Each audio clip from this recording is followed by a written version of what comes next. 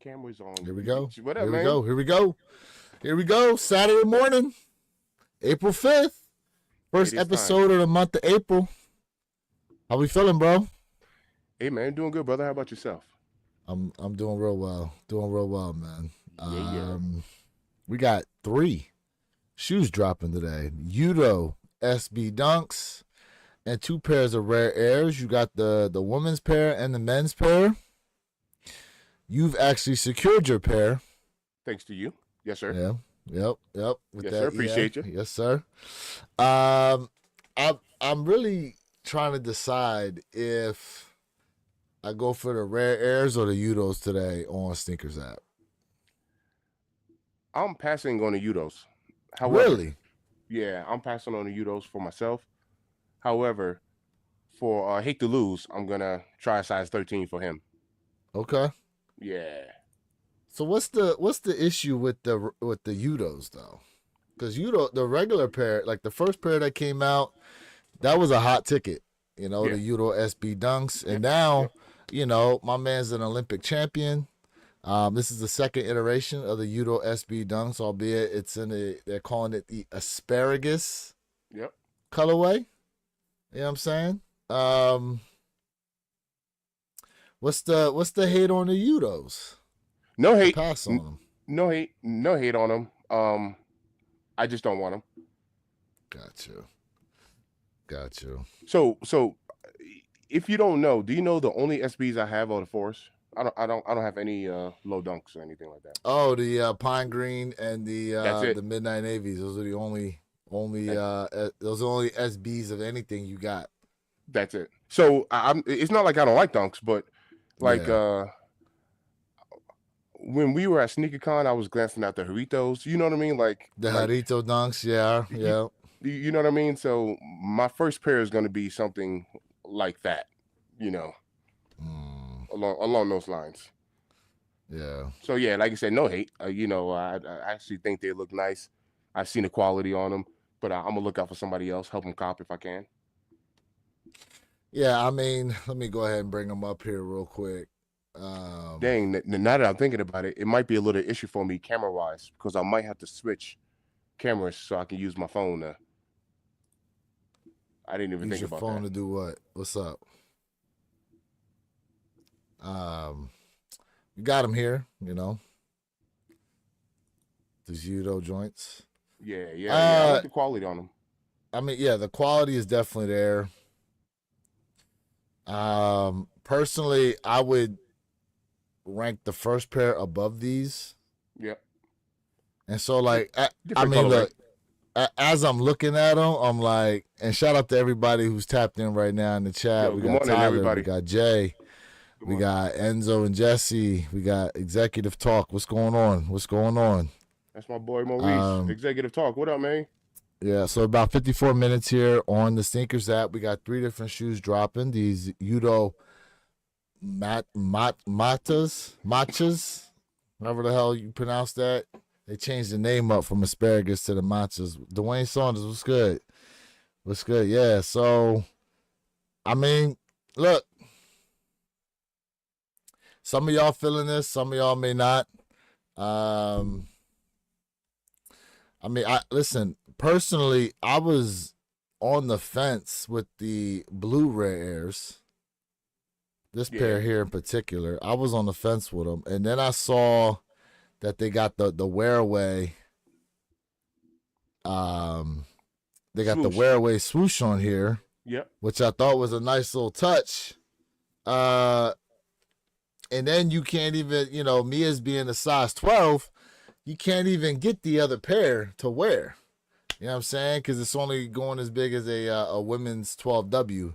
Hate to lose. What's good? What's good with you, Danny? What's up? He said, matcha's a nasty-ass green drink. Oh, snap. Oh. Danny calling those the swamp things. Remember that old movie? The swamp things. The swamp things. Man. That was an old school movie. That is hilarious. Man.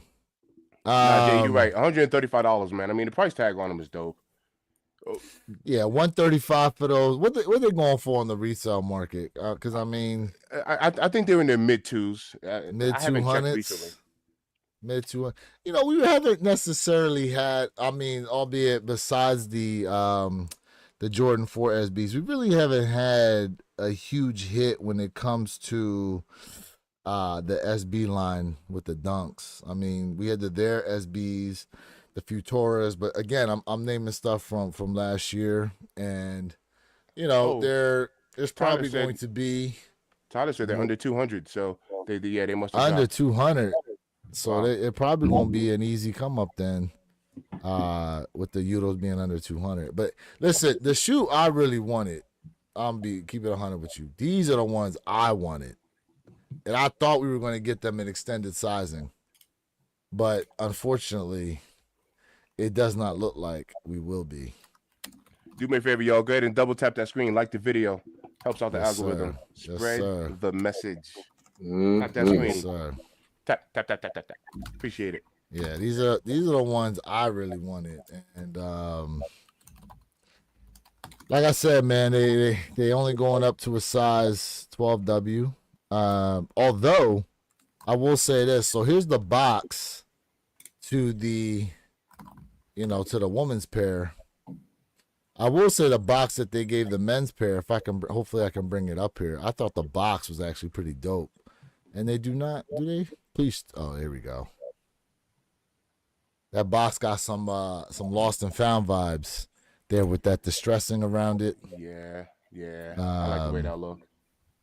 I like that. I haven't seen the box tissue paper fully for this, but man, this is different. This is a different kind of switch up for the. I mean, you got your traditional black and red Nike, Jordan 1 type of lid. Yeah. And then the tray itself is like kind of a shiny blue, midnight navy type of blue there with white Nike and the swoosh. So, yo, what up, Jay? Fam, chat, what's going on with y'all, chat? What up? How y'all living today? What's going on? Good. How y'all living, brother? man? Y'all good? All good. Okay. All good. All good in the All hood. good, brother. I am your brother. So, chat, I finally got the Midnight Navy SB4s in. Finally got them in. Very nice. Now, listen, each of us has had our own little opinion when it comes to what's up with these, okay? And yes, they come individually wrapped. And surprise, surprise, yep, mine came. Yeah, you see it. Yes, they did come from StockX. And let me tell you something. You got the them joints smell 1,000% retail. I didn't pay retail, but they definitely legit. Look, everybody coming up in here, just strolling on in. What up? in the building. What up, Perp? What up, Perp? Yo. Good, people. What's good, chat? So, Perpy in the building. I got to keep it a bean when it comes to the Midnight Navy 4s. When I finally got them in, I put them up against the Pine Greens. Perp, get ready. Personally, I said they're not better and they're not worse. I think that they are on par with each other, in my opinion. Now, Perp, do you know why he's saying that? He's biased. Now see, look, hold on. Those colors. It is 12 minutes. Colors. It is 12 minutes biased. after 9 o'clock. It's 12 minutes after 9 o'clock. We already name calling. All right. What's up? Hey, Mr. Trick. He's channeling his inner Vin Diesel today. Right. Good show. So, he got to pop out there aggressive this morning. Look. It's 12 minutes after 9, and you already starting with the name call. All right, why am I biased? Hold on. Why am I biased? Why you say you won't? No. So all right, check it out. Lewis is saying, all right, he's like, look, they're neutral. They're total neutral for him. He doesn't like the pine green or the navies, one over the other. But he's an Eagles fan. So that green is what's yeah. Ooh. Look at his face. Look, he ain't trying to hear none Listen, of that. if I really wanted to keep it a beat, if you really wanted to go there too, technically, we looking at cowboy colors, technically. Yeah, but the Cowboys are embarrassing. The Eagles are different.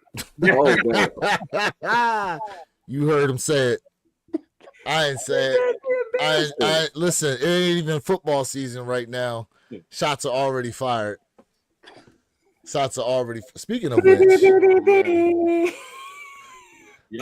Speaking of which, I'm interested in. Did y'all see that they're changing the kickoff again? No, I missed that. What is it now? So now they're moving it back 5 yards, and I think they're going back to the regular style kickoff again because they want to see, or no, they moved it back 5, and because they want to see more returns. They didn't see a ton of kickoff returns with the style in which they did last year. Also, they've tabled the discussion on the tush push. As of last I heard, it was 16 teams that voted against it, and you need 24. Now, the commissioner is actually on record for saying that he wants the tush push banned, which, listen, if they ban it, you literally punishing one team because only the Eagles have a high percentage of success rate actually doing it. And matter of fact, if you recall, the last game the Bills had against, I want to say it was the Chiefs, they tried it and they got stopped in the AFC playoff game. So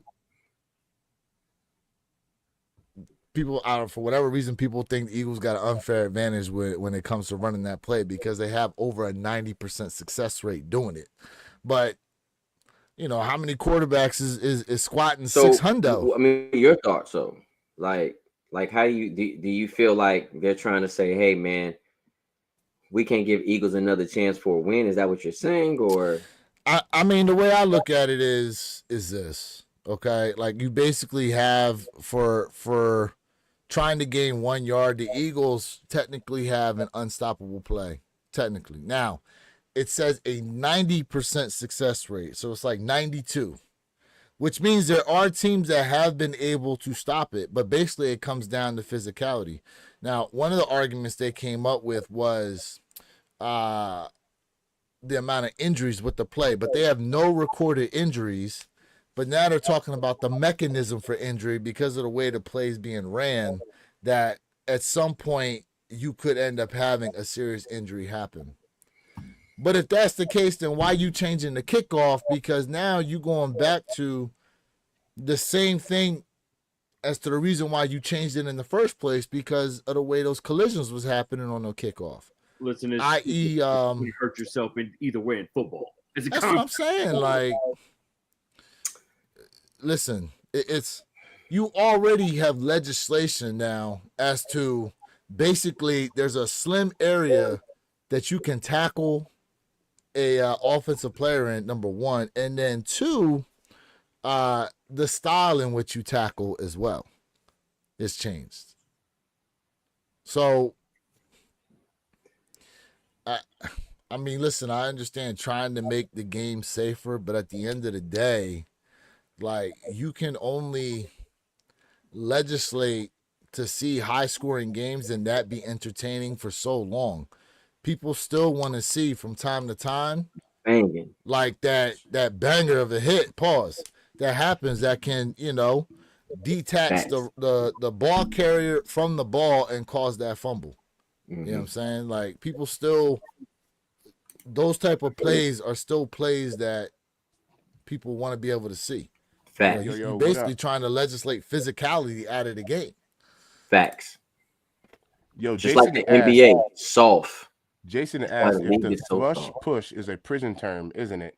If I'm not mistaken, I think that's a tush push. Yeah, I don't know what a thrush. I don't know what that, Leave the bro. video altogether. My man been watching Oz. You That watching boy reruns of said, Oz or something, bro? hey, that boy- Nah, Nah, it's it's a close. tush push, The not tush thrush push. push. Oh push. my God.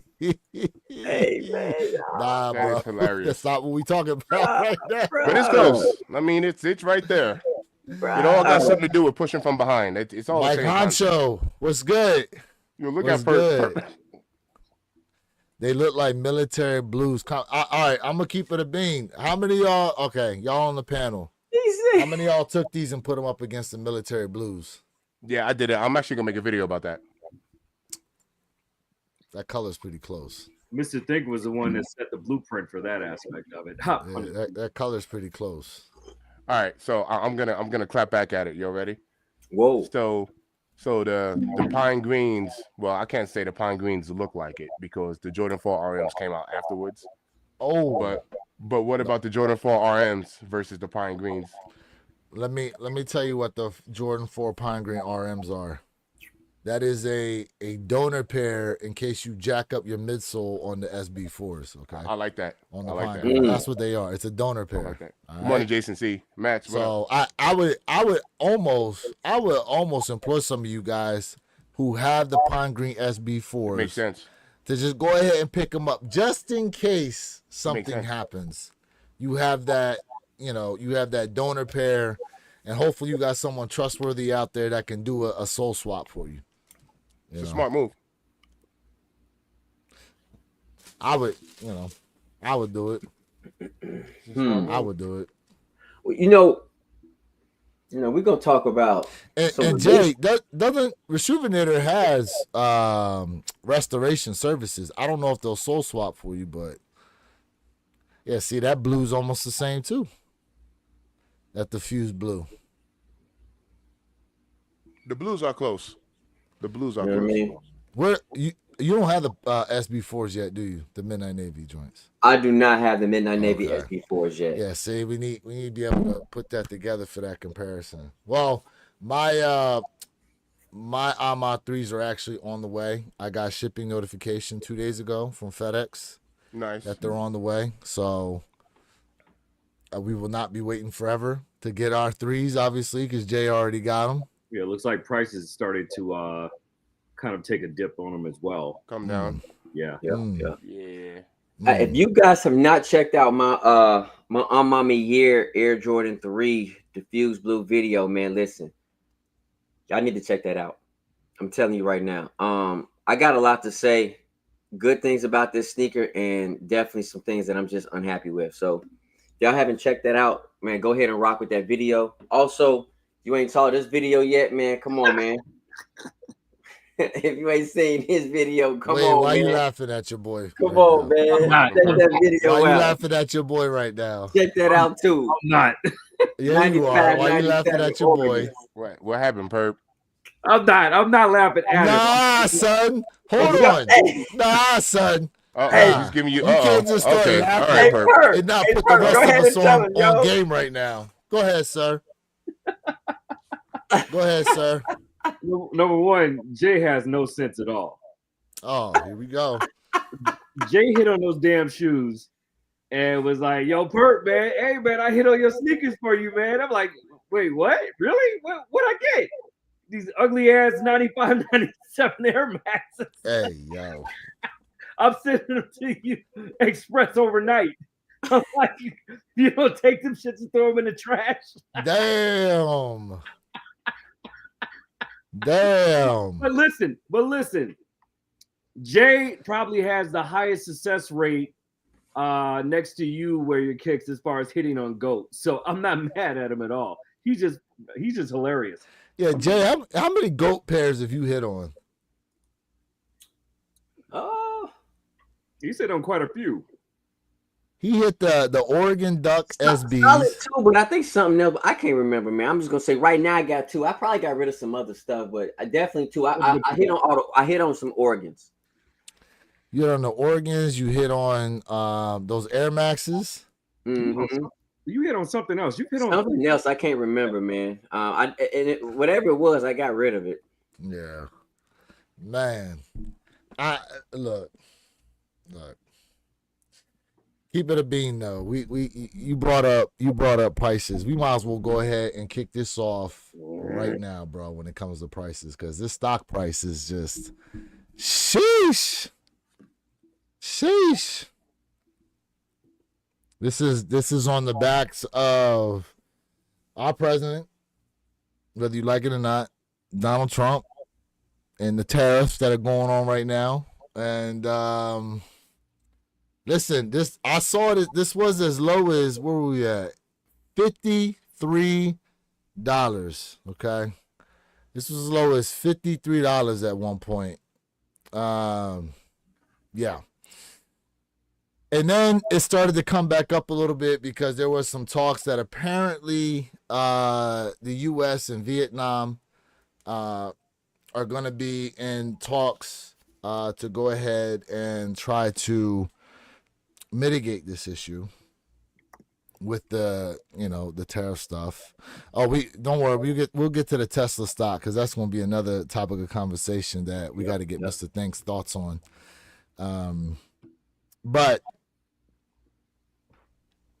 we have our resident businessman on here, Purple Haze. Perp, your thoughts, sir, on how these tariffs work? Number one, for those y'all out there who may or may not understand it, just at a high level, and then why we're seeing what we're seeing as far as stock prices here, in particular with Nike. Whew. Where do I begin? Besides, I told you so. Sorry, had to get that out the way. My Tourette's be kicking in.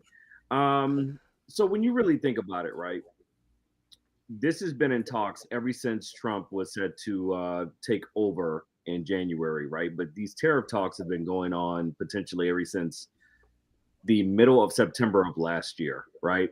So for all of you all who may not be familiar with what a tariff is, it's basically, it's a tax. It's an extra tax, right? Imposed by government on imported goods, right? That could be commodities. That could be like sneakers, materials for clothing. It could be goods. It could be canned goods. It could be, farm fresh goods. It could be anything, right? So basically, it's essentially driving up the price point to potentially discourage consumption at the end of the day, right? But it also serves as a sense of a balancing lever, right, for global economic trades. So just give an example, right? If we are being taxed by China, right, at say 15% tax, right, that then moves over to our side of the house, where then we then figure out, well, how do we offset that? Now we can offset that in the sense of state and local government, where we can raise up our taxes or lower taxes in order to offset those extra tariffs, or we can then create tariffs of our own to then tax China with. So it offsets and acts as a wash. Now, typically over the last 50 years, we've been doing that, right? Tariffs have been always there, but they've been at a way lower percentage rate. So percentage rates like around 3 to 5%. Now, we haven't seen tariffs of this magnitude since the Great Depression at this point, right? And we've never will see tariff percentages of this sort. We're talking about 10, 15%, in some cases 23% tariffs for a lot of these different countries that are imposing on us right now. So what that does is it tanks our taxation and our ability to match at that point, which then does one or two things. It sends us into a recession, or it sends us into a depression, right? For you all that don't know, depression is kind of like the building stage leading up to a great recession. Now, stock prices are reflecting that right now. They've been at a rock bottom low. I don't think we've seen stock prices this low, and Mr. Think, keep me honest here, since 2020. Yesterday, the NASDAQ opened up at 1,000 under, right, in the red, which we haven't seen in years at this point. So it becomes a ripple effect. Now, how does this affect you right now is the big question. It affects you right now because you look at canned goods, you look at commodities, you look at materials, you look at sneakers, things like that affect everyday life and taxations and shipping over. You look at things like, for example, automotives, right? Automotives are set to go up an extra almost 10% in extra tariffs, right? So what does that That's a mean lot. to you? That's huge. That means That's a you're lot. paying an extra 6,000 plus more for a vehicle now, right? To Foreign offset those vehicles. costs. Well, yeah, but also American vehicles because Yeah, because parts are coming from overseas. Canada, Mexico, for Yeah. example, right, have a lot of parts in a lot of these foreign cars. Yeah. So those are taxed as well. So if you have multiple parts on one particular car, for example, let's just say Impala, right? Let's just say they're parts that come from Canada, they're parts that come from Mexico. Now that taxation, you're double dipping as far as taxation goes.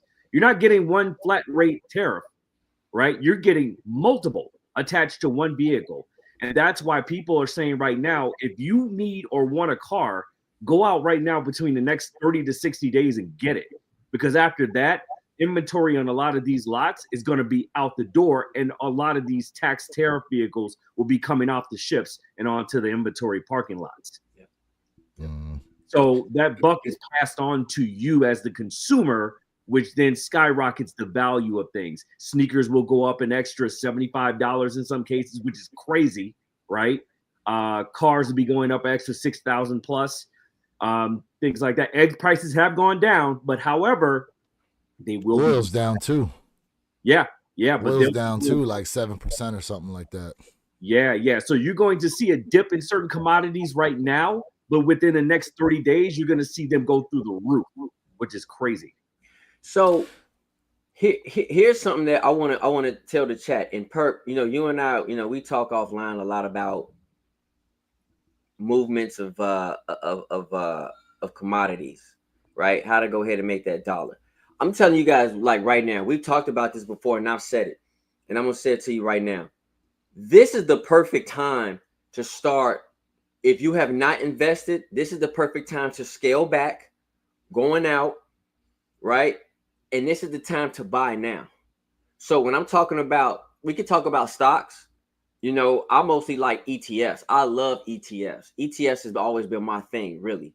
But this is the perfect time right now for you to really sit back, watch, and just take some money, if you have it, and put it towards whatever your interests are. Do your research first, but this is the beyond perfect time. If you don't understand what I'm saying to you, like, just look it up, do some research right now. This is the perfect time to get into ETFs, stocks.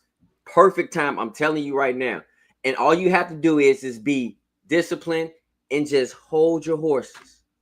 Hold off. And I'm telling you, at the end of the road, it could be 2, 3, 4 years. It doesn't matter. You will have a definitely ROI, return on your investment. I am telling you this right now. And for $19.95 a day, I teach this course for 3 months. Oh, shit. Don't do that. Yeah, here comes the sales pitch. They'll be asking where I just a sign heads up. Just a heads up to Mr. Think does a really good breakdown of this as well. He's our resident investor here, as far as the group goes. So, Mr. Think, I really think it's valuable, man. If we just take a day coming up, man, and just kind of we should do it. Yeah, we should do it. And to piggyback off of what Jay said, ETF stands for an exchange traded fund, which all it means is that it's a basket of companies. That's all within that same fund. So they're going to put the best of the best companies within this fund. So typically you get the best performance, among its sector. So that's what an ETF is. It'll be a safe play depending on your risk. An ETF is definitely a safer play. So. And a lot of people don't have 401ks, right? So I think there's some very valuable plays in there that you could go over, Mr. Think, that will teach just the average novice, how to really get involved, what to do, and what platforms to use, more importantly, because there are multiple platforms that you can utilize. Right. I also wanted to piggyback off of something you mentioned, Perp. Regarding the tariffs, there's a part of me that think that in the long term, this can have like a powerful benefit to each, not just the U.S., but every country involved. We don't see it now. I mean, right now, flat out, it hurts. Everything hurts right now. But I think, and this is just a thought of mine, long term, just to pick on the U.S., it should encourage the U.S. to develop, produce, manufacture more of our own U.S. made. You know what I mean, and kind of, but for every country, obviously. But just to pick on the U.S., for us to say, hey, you want to know what? Now it's time for us to drive it back home, keep it home built, homemade, and put that stamp of U.S. made on it and all that good stuff. Real quick, time check is 9:33. We got 27 minutes until the top of the hour at 10 o'clock, where we will be seeing the drop of the Yutos and both pairs of rare airs. Mm-hmm. So to piggyback off what we're talking about right now, I brought it up here.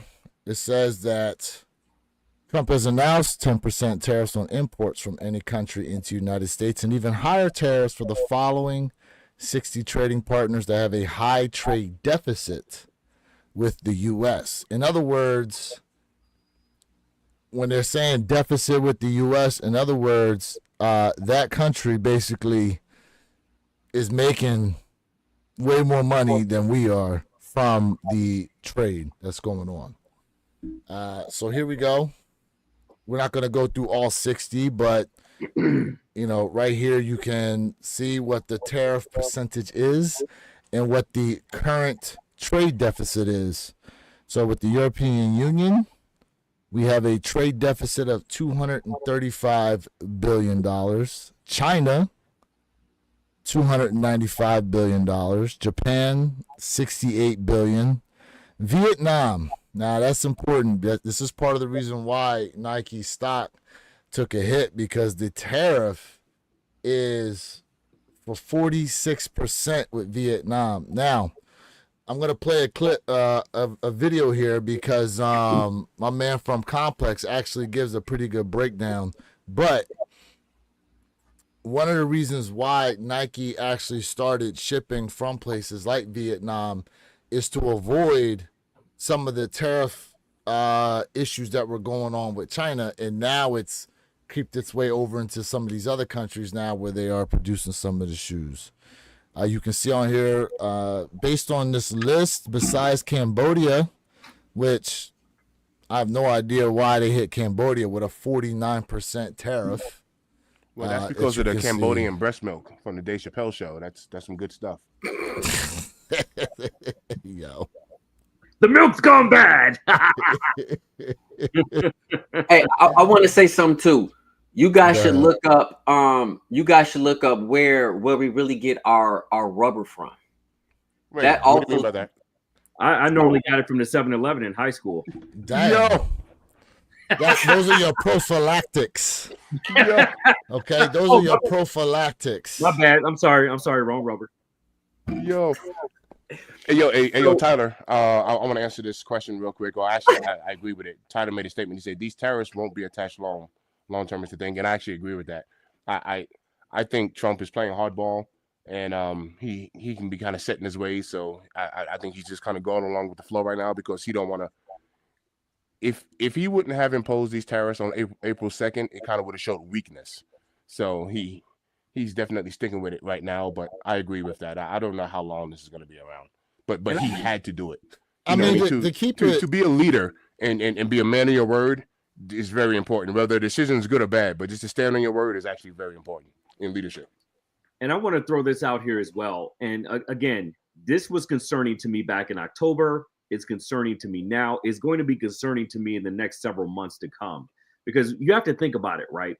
If you're imposing tariffs of this high percentage on a country like China, I think people really need to understand, first and foremost, what the dynamics is between the U.S.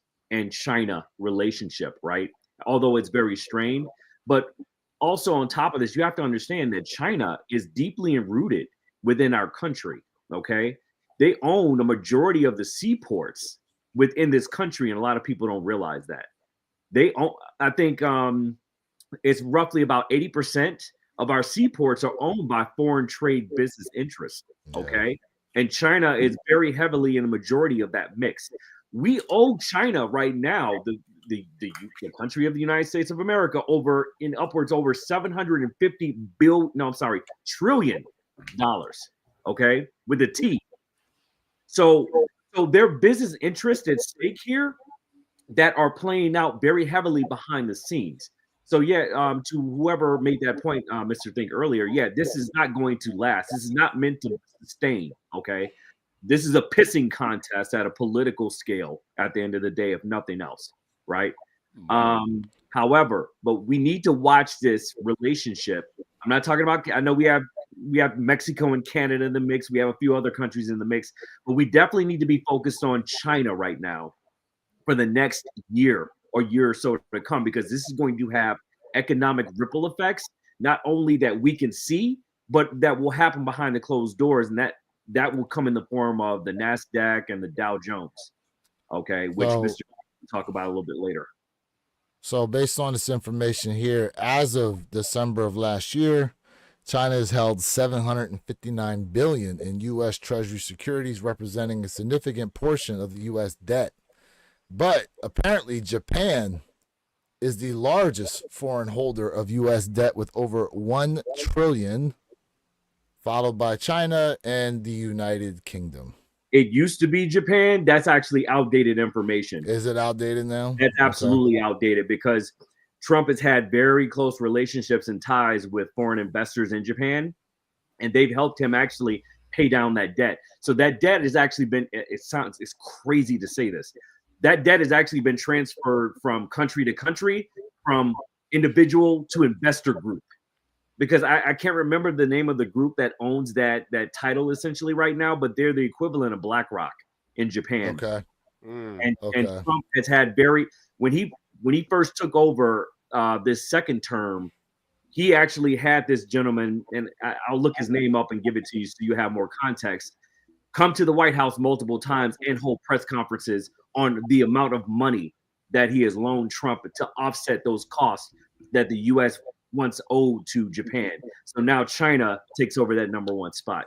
Actually, let me look it up now. Here's the other thing people got to understand too, when it comes to the sneakers, like what's initially out there that's already been manufactured and pretty much already in the States, because you got to think, like granted, we got those Yutos, like just for an example, releasing today. For those of y'all that hit on them, when you go to look at the manufacturing date, you'll see in there that these were made months ago. It's just that they're now releasing. So technically, they've already been imported into the country, and Nike just has them. But it's the stuff that is maybe a year or so out from now that will really see a hike in pricing and importing with the tariffs going on. And Real my bad, quick, Mr. Think, maybe you know the answer to this. What is the average time now across all brands that a car sits on the lot? Do you know that answer? Man, I do not, but that's a good question. Because that's question. also important too, is there's so they have this breakdown.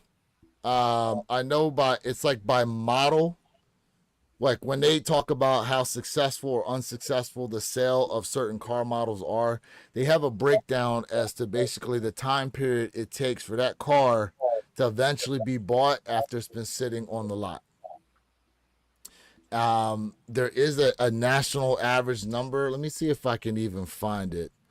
Let's see here. National average time for 20 minutes to matcha drop. Yuto matcha, 20 minutes.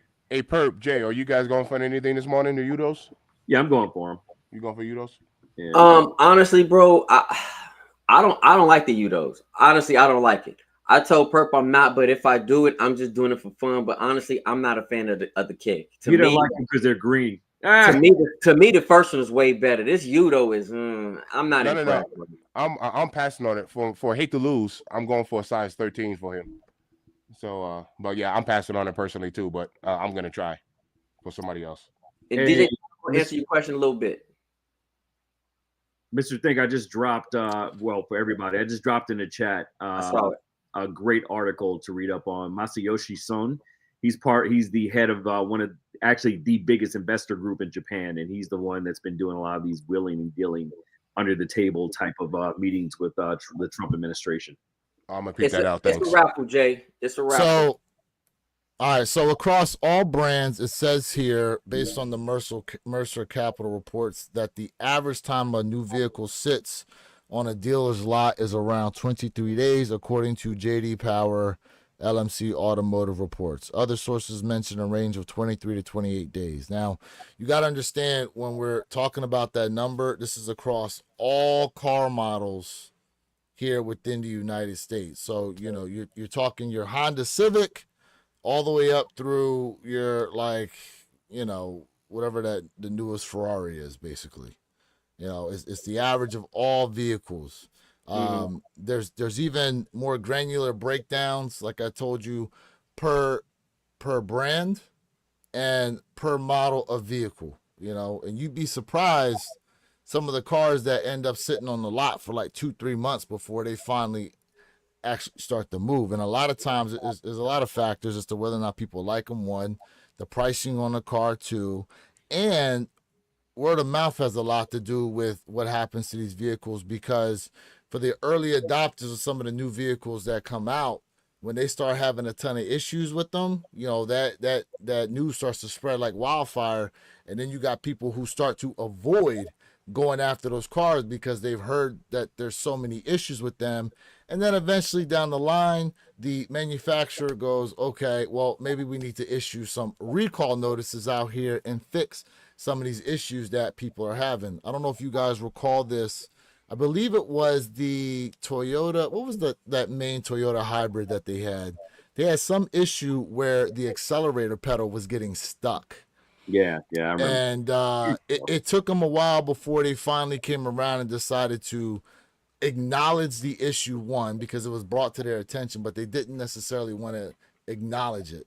And then when they finally did, then they issued a recall as to, you know, what the fix would be for those owners of that model. But a lot of these brands out here, for whatever reason, they're slow sometimes to jump on an issue until it starts to hurt their pockets. 15 minutes. 15 minutes. We got 15 Jason minutes. said Prius. It might have been the Prius. It might have been. Let's see. Dita Todd says Stellantis has been one of the most greedy car companies. They're still market. Yes. Yeah. Don't quote me on this exactly. Stellantis. But I like I said, I had to look it up. But I believe it's because of Stellantis is the reason why Jeep, Dodge, and Chrysler is even alive. If it wasn't for Stellantis, they'd be bankrupt. But so all of our Hellcats and all of our doing- Jeep Cherokees and all that stuff, you got to thank Stellantis for that. Because if it weren't for them, but I watched an article on it recently though, and apparently like some of the things they're doing is like killing the brand, bro. Oh, is From it the inside out? Is it? Yeah.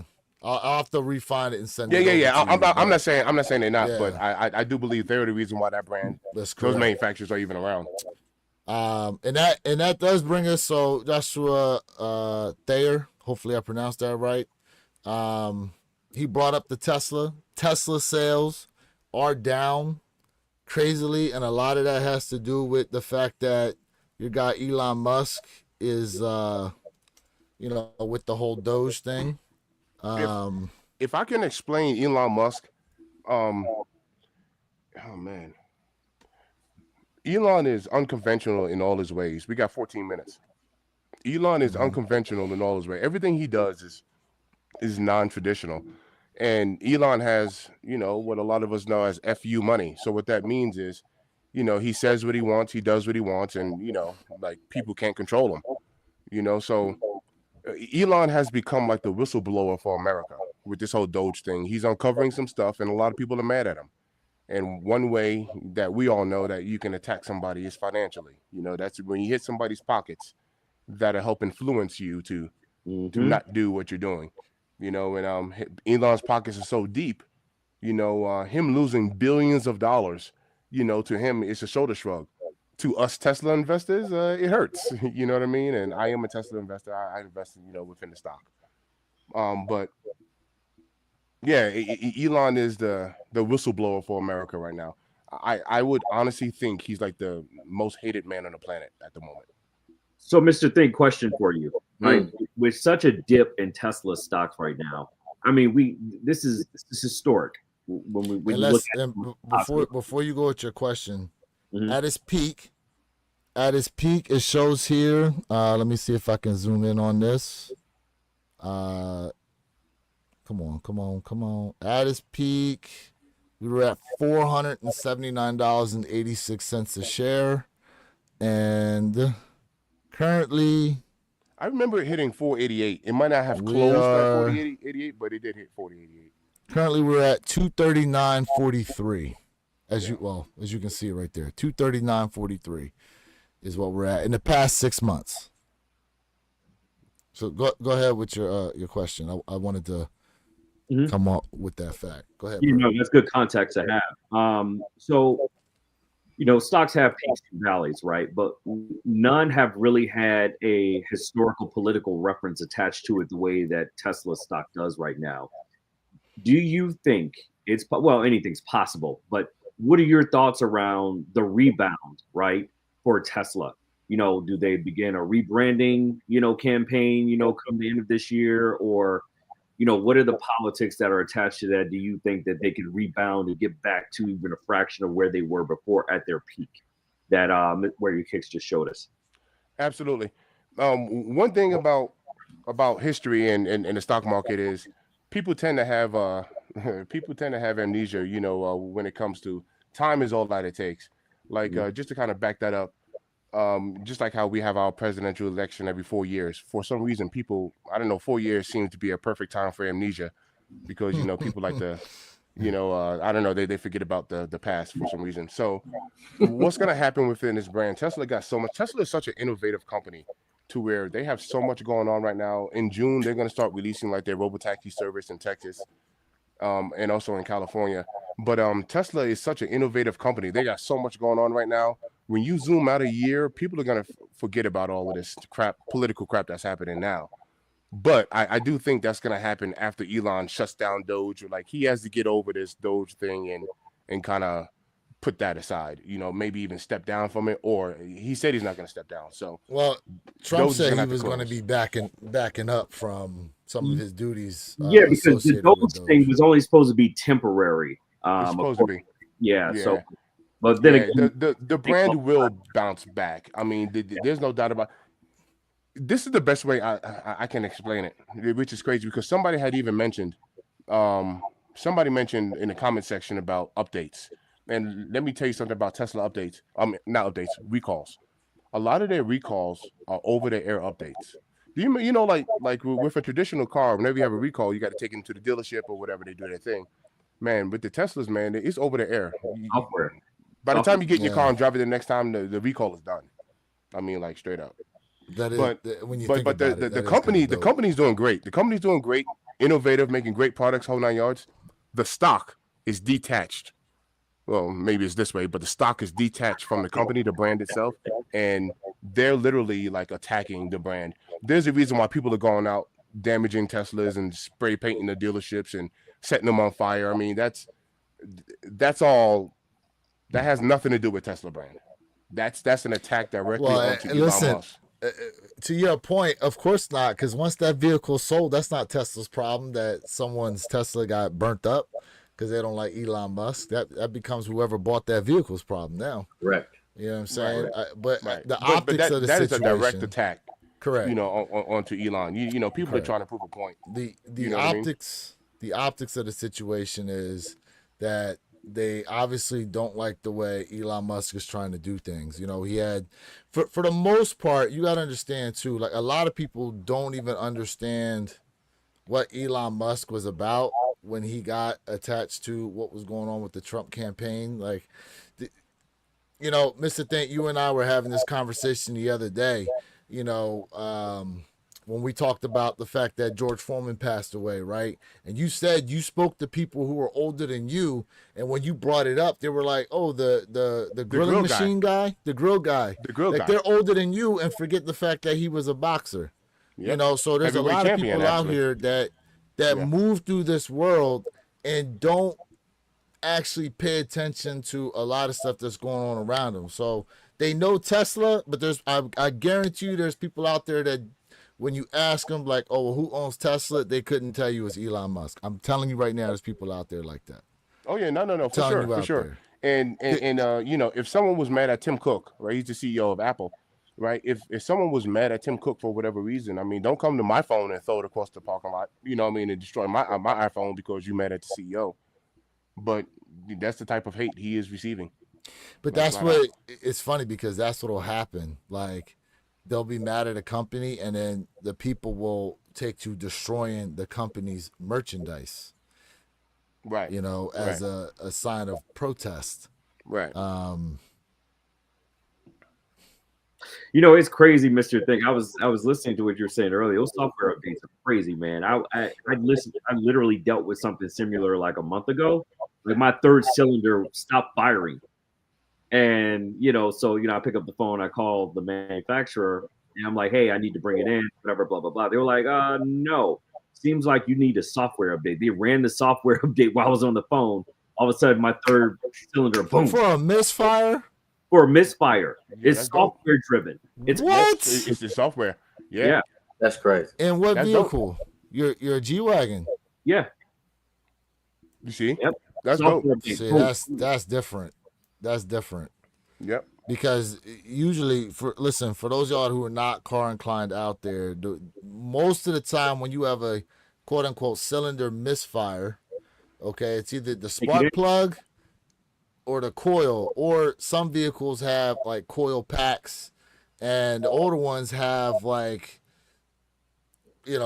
wires that run from the the distributor, I believe it is.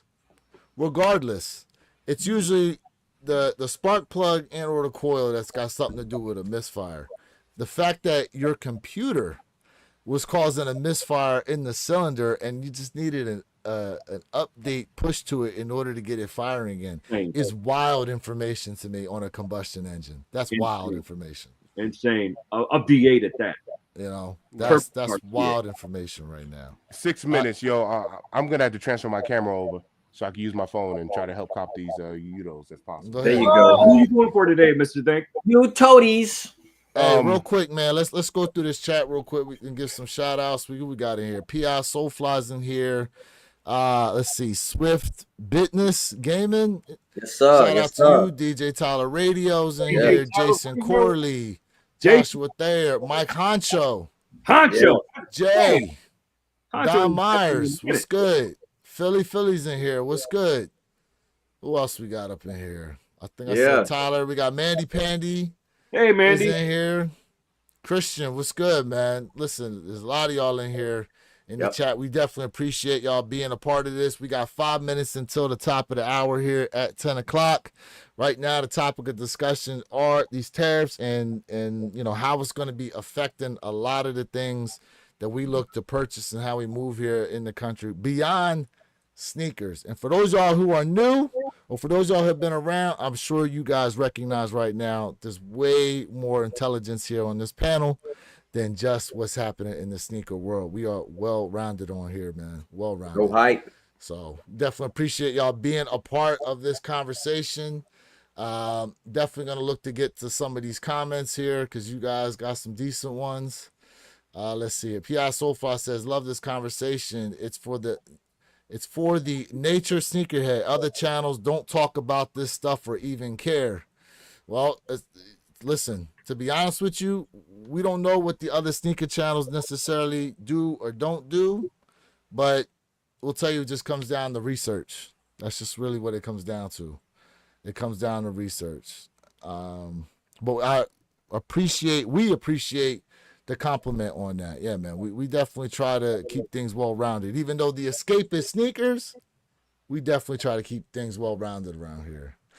Let's see. People trading in their Teslas for a Volkswagen is crazy work.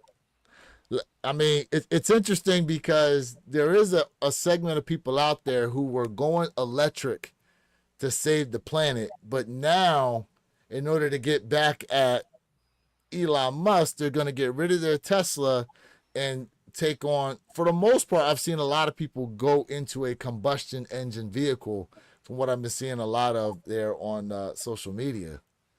Now, granted, other brands out here, they have made investments into electric cars, but Tesla just seems to be the cream of the crop when it comes to electric. Um, but I find it interesting, though, what people are out here doing, man. What are y'all thoughts on that? Go ahead, Jay. Listen, when you said that, I get what you're saying, but I definitely beyond disagree. What helps out with Tesla is because Tesla's cost. But what the crazy thing is, if you look at Lucid Motors, now when they first originally came out, you're talking about $150,000-$200,000 for a luxury vehicle on their first year, which to me was stupid. But when you could go ahead and get a 4 to a 500-mile range, and I think now they got a 600-mile range, but their pricing went down because, as they say, new technology is expensive, which is dumb to me. But old technology, once it gets better, it gets cheaper. So with that being said, I get you, but you got to think about the pricing aspect. But when it comes to Lucid Motors, they're the ones who really like smacking people out the box when it comes to long range. So, but I get what you're saying. For me personally, I just still don't think we have the infrastructure when it comes to electric vehicles. I'm for it, but 100%. at the same time, it's not really necessarily that environmental friendly to build. How much digging they have to do to build to go ahead those batteries produce these electric. So there is what's not that, really. What's that precious metal called? What's it called that they dig for? Yeah. Lithium? Is it lithium? I don't think it's it's let's look it up. All right. But you All know- right, Yuto time. Yep, 1 minute. 9:59. 9:59, y'all. We got Yutos and we have Rare Airs dropping here at the top of the hour. Chat, what should I go for? Panel, what should I go for? Yutos or Rare Airs? Ooh, but which rare air though? Yutos or Rare Airs? Hey, I'm gonna put it in this order: Rare Air 3, Rare Air Cinnabar Rare 2. Airs not releasing today. Rare Airs ain't releasing today. It is lithium.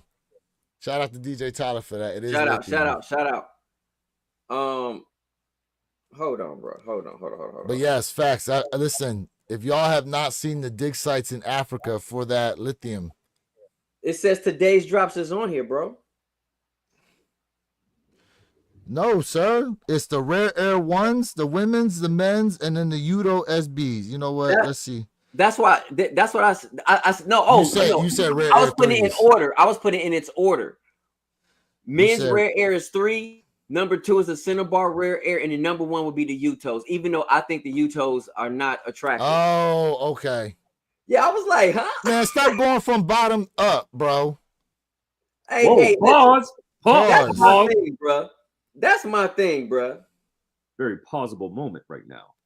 Who going That's for the my thing, Yuto bro. shirt? I like Who to going start for the low Yuto and shirt? then go high. Who going for that Yuto shirt though? DJ Tyler Radio's going for the Yuto, he said. The only reason I want the shirt is if I cop the shoes though. So, but hey, chat, good luck to everybody, man. Let us know what y'all going for real. Yo, my camera's off because I'm using my phone to Yeah, try it's to all cop. good. But DJ said Black History SBs and Udos are the best SBs this year. Yeah, hey DJ, you've been really asking about those Black History SBs for quite a bit of time, bro. You've been absolutely been talking about that particular silhouette for a grip. Man, look, I'm upset Nike ain't dropping them joints until this month. Like, how you gonna drop Black History shoes 2 months after Black History Month? right. Well, I mean, it's typical. CBC. I know it's typical. I know it is. Maybe that's the. I know it's Nike typical. itself. Maybe that's Listen, Nike. we knew what type of time Nike was on when they was dropping them Fear 3s with them perfect Halloween colors in November.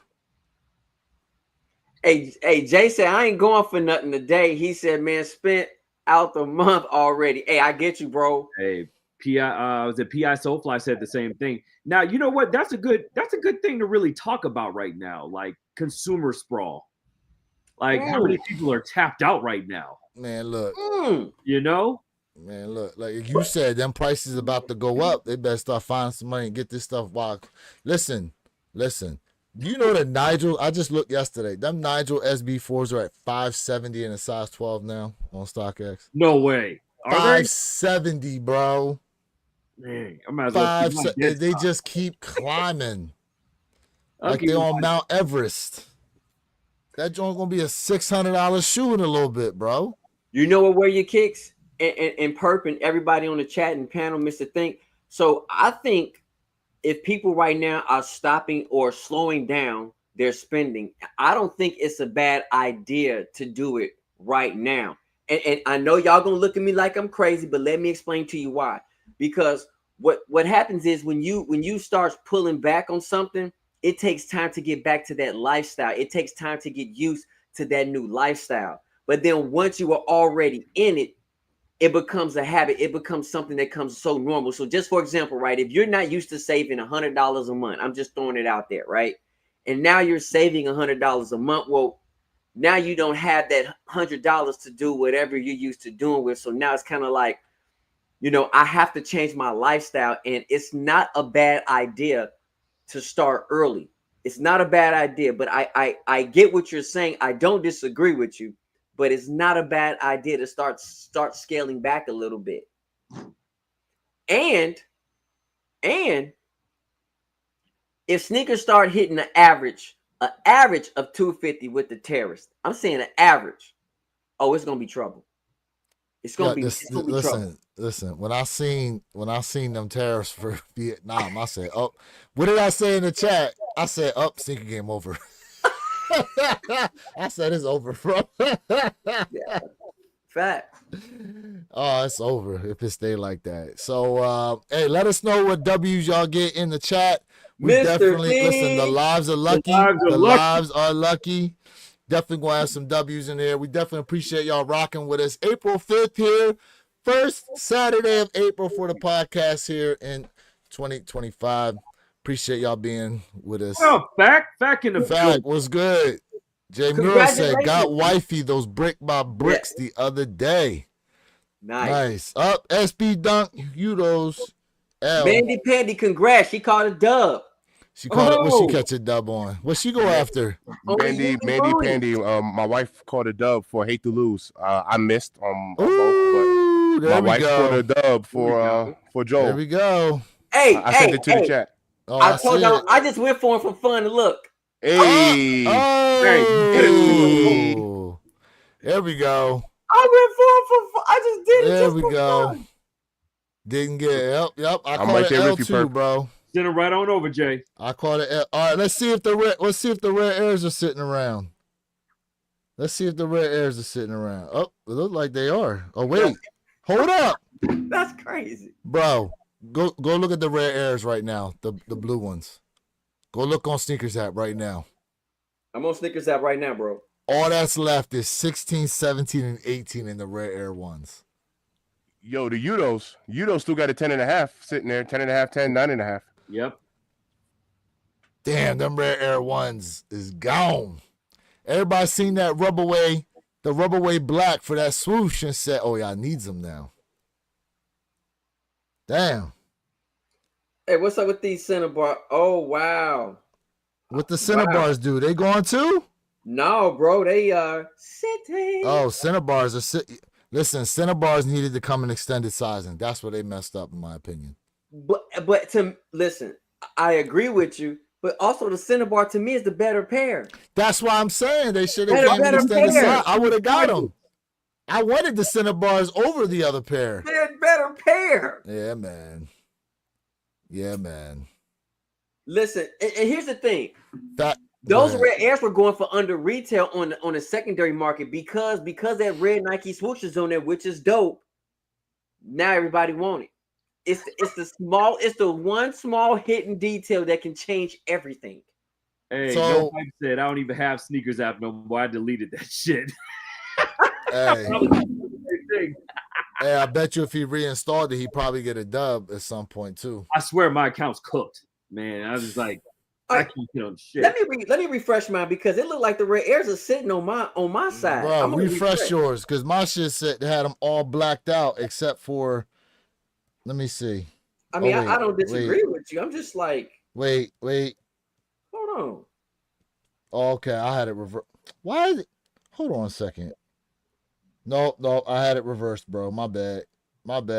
16, 17, and 18 is the pairs that are gone. Okay, I was My like, bad. bro. But see, It's you know cool. what? I got my joint in. Man, what the hell? My joint in dark mode, so Man, I was getting thrown off by what was available and what was not. full size run. Jeez. Yeah, You got a bunch of ghost watchers and sneakers out this morning. man, it's all good. It's all good. So let's do an analysis really quickly. What are the Yutos going for resale right now? Nothing. I don't know. Somebody look that up. Yeah, I got it. He said pause. Why we doing that? Oh, I'm looking up right now. I have the. I ain't going for nothing. Somebody in the chat earlier said below 200.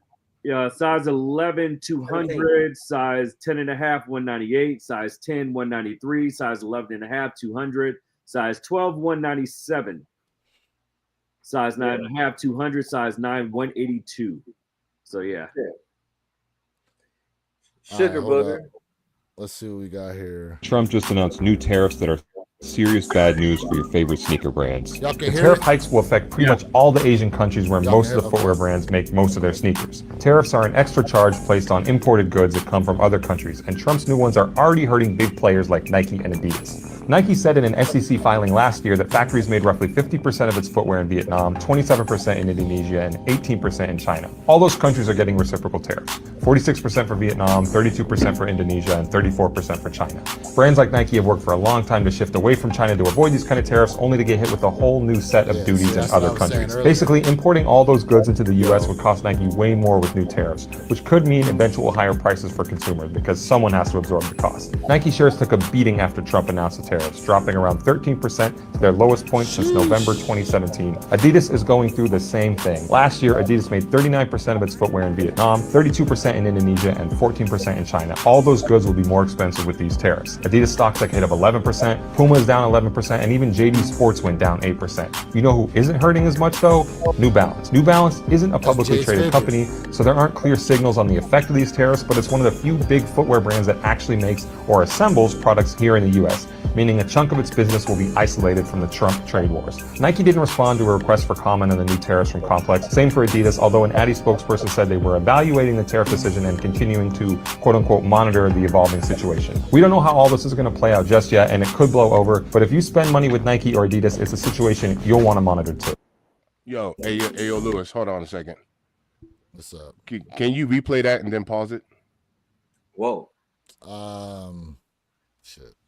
Hey Jay, I'm a size 11, bro. Yeah, let me get back to it here in a minute.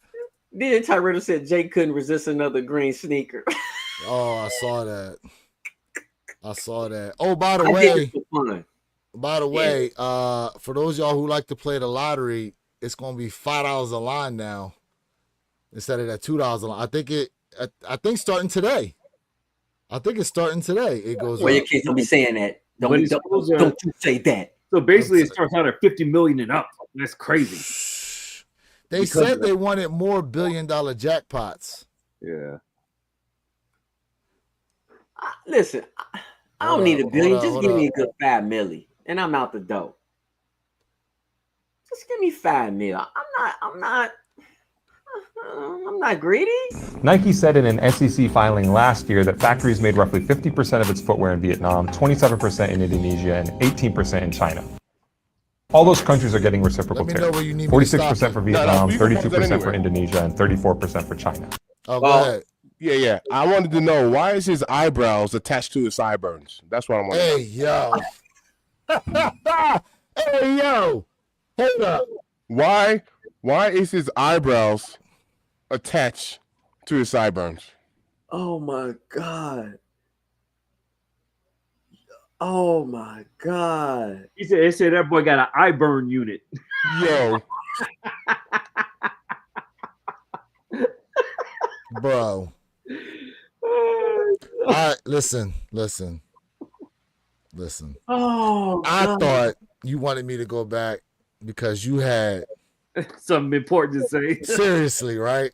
Oh God. This man was watching the whole time talking about what's up with my man eyebrows, He bro. was fascinated. Mr. King, did you hear one word he said? Were you just fascinated by the eye burn unit? Man, Oh God. mind you, Mr. Thinks like no face, no case on his statement right now, bro. Oh God. They were like, prove it was me. Prove my face is there that I said that shit about him. Oh, my Yeah, God. I like that hat you got on, by the way. Hey, Jason C. Yes, AD is my favorite player for sure, bro. The Man. brow. Man. Listen, what he was saying, so we've had this discussion on here about what it would cost if Nike moved any bit of their manufacturing into the US. Now, the assembly part is interesting because there's only a percentage of shoes that actually get assembled here in the US for New Balance. Most of them, though, to be honest with you, are not, or they're basically not. You know what I'm saying? You got to think of it from this perspective. Minimum wage in the United States is, what is it now? What's minimum wage? Like 15? I don't know.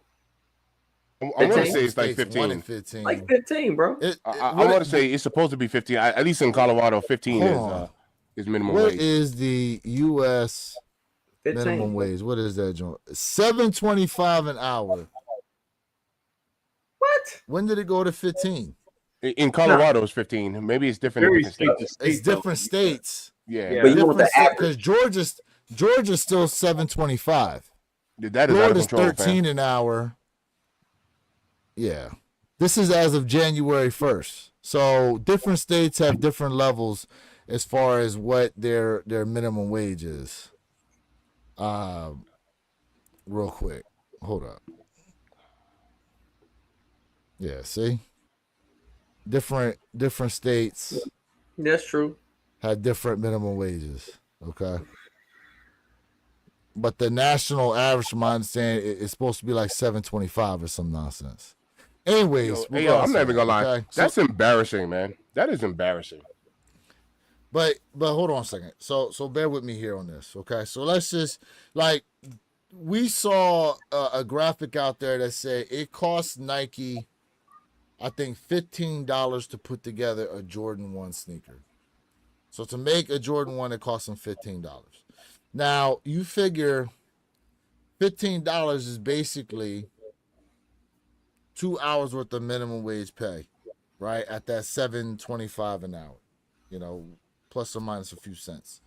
But, you know, you're looking at they're working in a factory, and in the U.S., the factories have to meet certain standards for the ventilation. These other countries do not have to follow. You're also talking about the fact that, you know, at the maximum, unless they go to pay overtime, which we know for overtime for the most part is time and a half, right? It's usually how they work it. Now, if you work in a different industry, like Tyler, don't come at me with what y'all company do. That's different, okay? Y'all union. But even then, imagine they try to bring union work into a Nike factory here in the U.S., bro. That costs, healthcare, all that stuff, is going to be added into the cost of the sneaker. So you paying $180 now for Jordan 1s. You talking about adding all that in there? You listen, tariffs aside, you looking at $250. But we already know, and we talked about this, certain, not all, but there's a nice amount of New Balance that's produced here. Well, we just showed that. We just talked about that. Right, we talked about that. And I've made this statement before, and I said, in my opinion, that need to bring a factory here. I agree with you. I understand what you're saying in terms of cost, healthcare. I get all of that. But let me say this. Oregon, Beaverton, Oregon, is where what? Is where they create the sneaker. It's produced across the pond.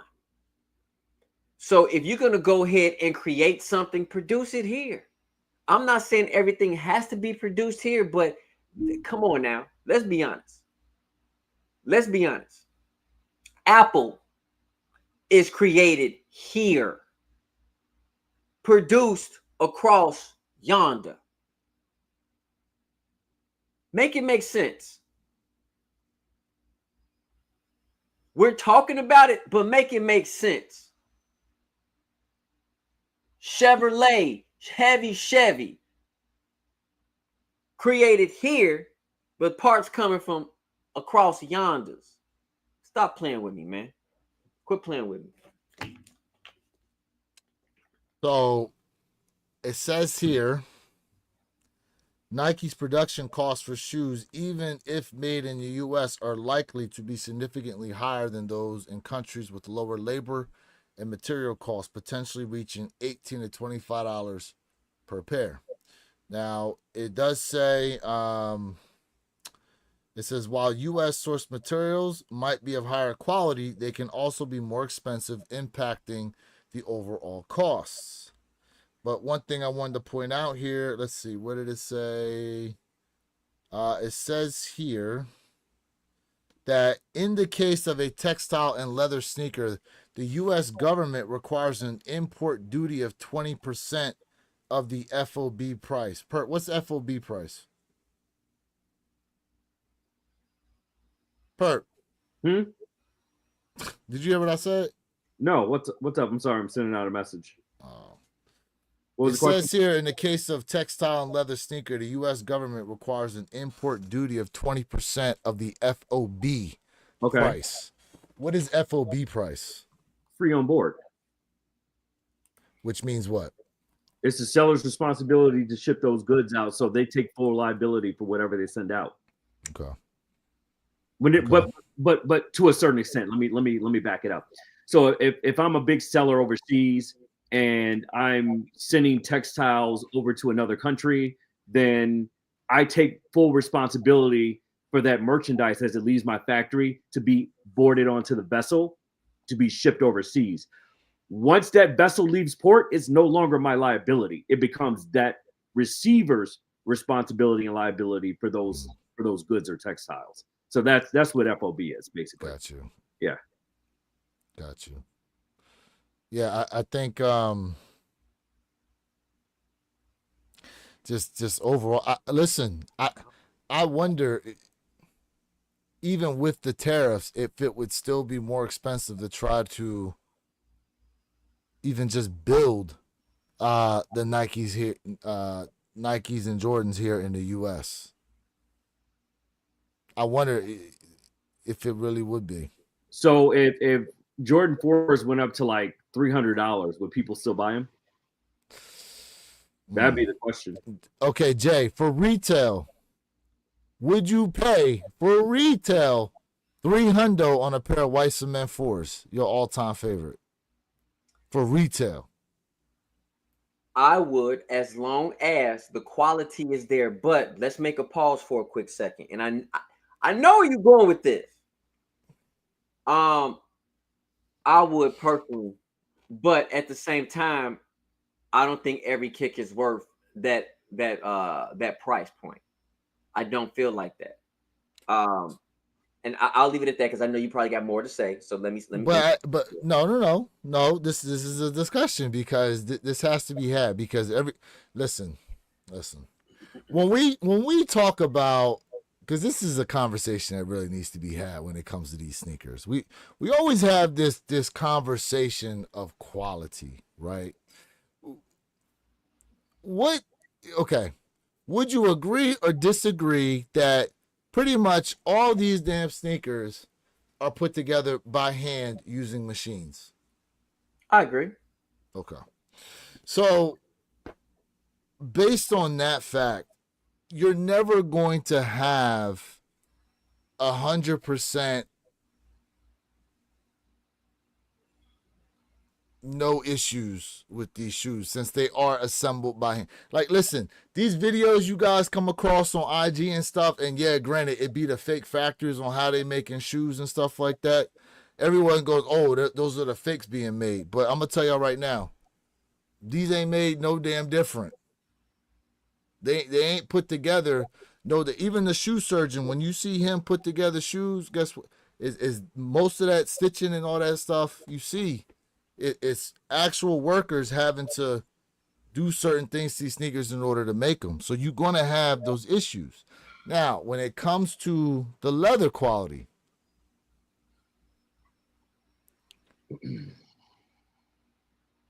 how do you perceive good leather quality? So if we're gonna talk about leather quality, then we're gonna talk about leather that is thick and that is durable. Okay. Okay. Now hold on. So from your perspective, high quality leather is thick and durable. Pause. Okay. Now I'm not trying to make jokes. I'm really going somewhere with this. Okay. Superfly, what's good with you, bro? Superfly. For example, the Midnight Navy 4. It's going to be hard to see on camera, but if you look closely at the leather here, it's got tumbled leather. Now, for those of y'all who have been a part of these chats before, you know the tumbling on the leather is actually done by a chemical because the chemical can remove them, remove the tumbledness. That being said, everyone's holier than now Jordan 1 is that V1 version of the shattered backboards because of how plush and soft that leather is, but that leather is also very thin. But everyone screams about the great quality that is the shattered backboards in that V1. So from that standpoint, you know, if you saw, for example, the Jordan 1s, if they came with that quote unquote shattered backboard type of leather, you perceive that to be the high quality, or you feel like you'd be getting gypped at that point with a $250 price point on a Jordan 1. Getting gypped in the long run anyway, because there's no such thing as tumbled leather. It's all synthetic. Like leather does not come tumbled. You know what I mean? So it's still a fabrication process in there to make and manufacture this shoe. So what's really the true definition of premium at this point? What premium is in real life is not what we consider premium from the sneaker perspective, if that makes sense. So it's all about interpretation, semantics. I agree with that, Perp. So again, I'm really just trying to be devil's advocate out here in, you know, because Jay brings up a point, right? The quality. You hear a lot of sneakerheads talk about the quality of leather, the quality of the build of a shoe. Now, granted, most of us would agree when we think about like some of the shoes we get from Alma Maniere, would you all agree or disagree? It's probably some of the top quality sneakers that we see. No argument there. Okay. But it's interesting how we can get a Jordan 3, albeit 3 different colorways. They're technically using the same leather, but yet it'll be called into question the quality of the shoe. Like how? Where your kicks? Go ahead. That's called perception and deception, bro. Okay. So the perception aspect is that branding, right? This brand is associated with having higher quality. So some people will sit here and say, "Oh, because this is this sneaker, hey, this is high quality because of this name, and because this is just regular, is just regular." And so, and everybody, besides the materials, I also want to say this: quality also means build. I want to put that out there because when I say quality, that just does not mean materials. That means build. Okay. So let me start being a little bit more. Let me have some more clarity and concise when I speak to you guys, because that build, it means everything. Okay. Go ahead. You know what I'm saying? Like, we can put together the highest quality materials, chat, but the build could be absolutely studunculously trash. So I want to put that out there, you know, and not to like jump back and forth, but I have to do this a little bit because at some point in time when we talk about, well, building a Nike factory here, you know, prices are going to go up. New Balance is doing it. Nike is worth more than New Balance. I'm not saying we have to have 50 million workers, but come on, man. Stop playing with me. I get passionate about this because there's other things that can be done to assist us, to help ourselves out. But I can't sit here and say, hey, I'm going to create a sneaker, but I'm going to take it over there. Does that make sense? Does that make sense? It So does. when we're talking about pricing, but see, when we talk about pricing is done because of someone or a major entity made it that way. Not because it's deserving to be that way. You live in the same house or the same condo, 700-foot square apartment, whatever the case may be. Mm-hmm. You pay $350 for that same apartment. 2 years later, now you're paying $500. It's the same damn size. Play with yourself. Don't play with me. Whoa, pause. I gotta be honest with you, bro. Use some lube at least. Damn. I gotta be honest with you, bro. All right, so yes, I moved to the side of the housing market, but make it make sense. It's the same exact size. It ain't changed in the dynamics, but we gotta go up. Make it make sense. So Jay, I digress. Jay, what you're saying, you know, is extremely logical. Comcast right now, I have a very close friend of mine. I consider him a brother of mine. He's a Comcast employee, has been for 10 plus years. They are doing massive layoffs, and they're sending these jobs to India. Just to put it into perspective, for every U.S. salary, they could hire 4 employees in India for every 1 person who's here in the States. So, you know, in theory, even though it sucks for people losing their jobs here in the States, I can totally understand from a business aspect on why they're doing it. Like literally why. So, you know, for Nike to create their, you know, design and, you know, is completely different than the, you know, the manufacturing process, because it's a business, you know, and they're, you know, they're trying to capture as much profit as possible. We kind of talked about Perp mentioned this earlier, and I tried to talk about it. I lost my train of thought regarding the topic, but whenever there's overhead, I do, you know, I have a moving business. I do it all the time. I'm not affected directly. I mean, I am, but I'm not. I'm not affected directly in the moving business regarding my moving blankets, my dollies, my shrink wrap, my tape, the diesel fuel that I put inside my truck, any tolls that, you know, when I take the expressway. If anything goes up on me, I push all of that expense to my customer, bro. I pass it down to the consumer, and that's what happens to everybody. I'm not gonna eat up my profits. I'm just gonna charge more. That's what I'm gonna do. It costs me more. It's gonna cost you more. You know, my moving pads, my moving blankets, they come from China. I know exactly where they come from. So the moment they increase, you know, the cost of a dozen of pads, I'm going to charge more per hour. Right now, I charge like $170 an hour, you know, for 2 men in a truck, you know, when it comes to moving.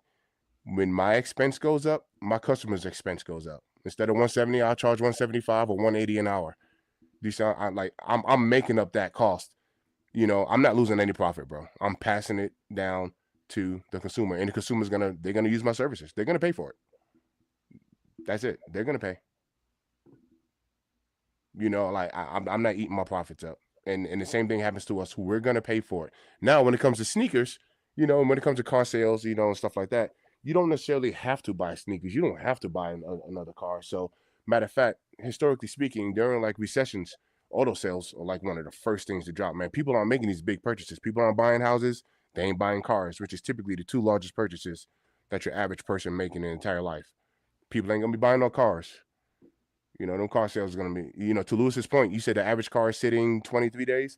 Watch that number increase. Oh yeah. Oh yeah. He's right. And if y'all recall, there was a mad dash on used cars there for a minute too. They was going up in price for a little bit. I mean, listen, we're gonna see how this all plays out. I mean, all right. At the end of the day, what you all don't realize, and what I didn't realize to the extent that it is that the U.S. is basically, we've been handed out more money than we actually receive.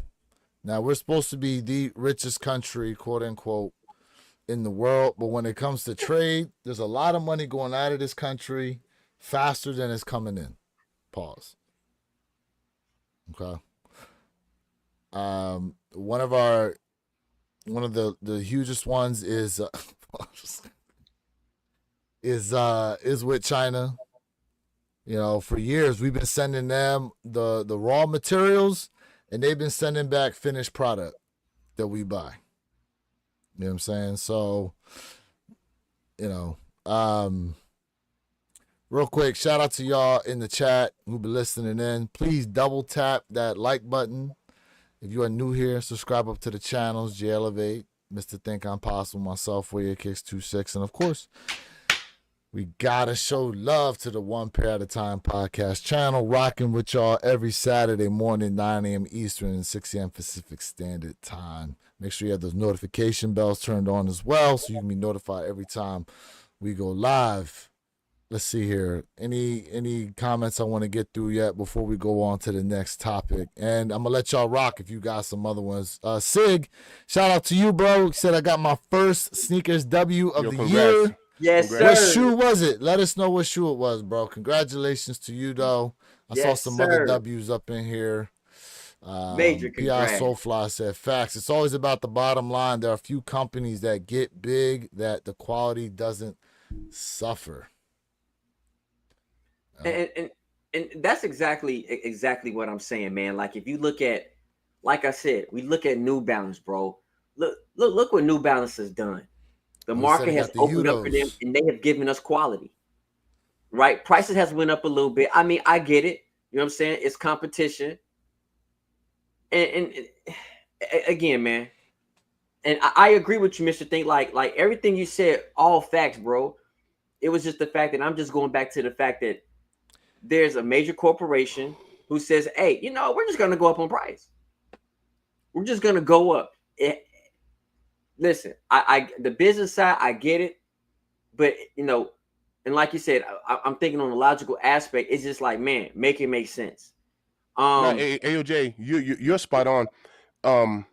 A lot of times whenever I look at stuff like this, I understand it. That don't necessarily mean I agree with it, but I do have the understanding. So, you know, there are times when I'm like, yo, I understand what you're doing. I disagree with it, but I get it. I do understand it. So, shout out to Jay Mural. Said I got a W today by waiting for Rare Air to hit outlets. Facts. Congrats. Yo, congrats, man. I'm looking forward to my my Rare Air. I wish I had my camera working. Because even the Rare Air on the print, it's all like distressed and cracked up. Yes, that's true. Yeah, that's very true. I got my shirt on. Yeah. All right, gentlemen. Any thoughts before we move on here to what's probably going to be a highly controversial topic that we definitely got to talk about here? Mr. Think, you got a couple minutes for you got to rock. Yeah, I got like another 10 minutes. I put that in the chat. I got a let's, small job. When we go to this next subject, I want Mr. Think's thoughts first, so we can, you know, so he can have his time to talk about this. I'm sure some of y'all have seen the news panel. You probably know what it is I'm about to get at here, but But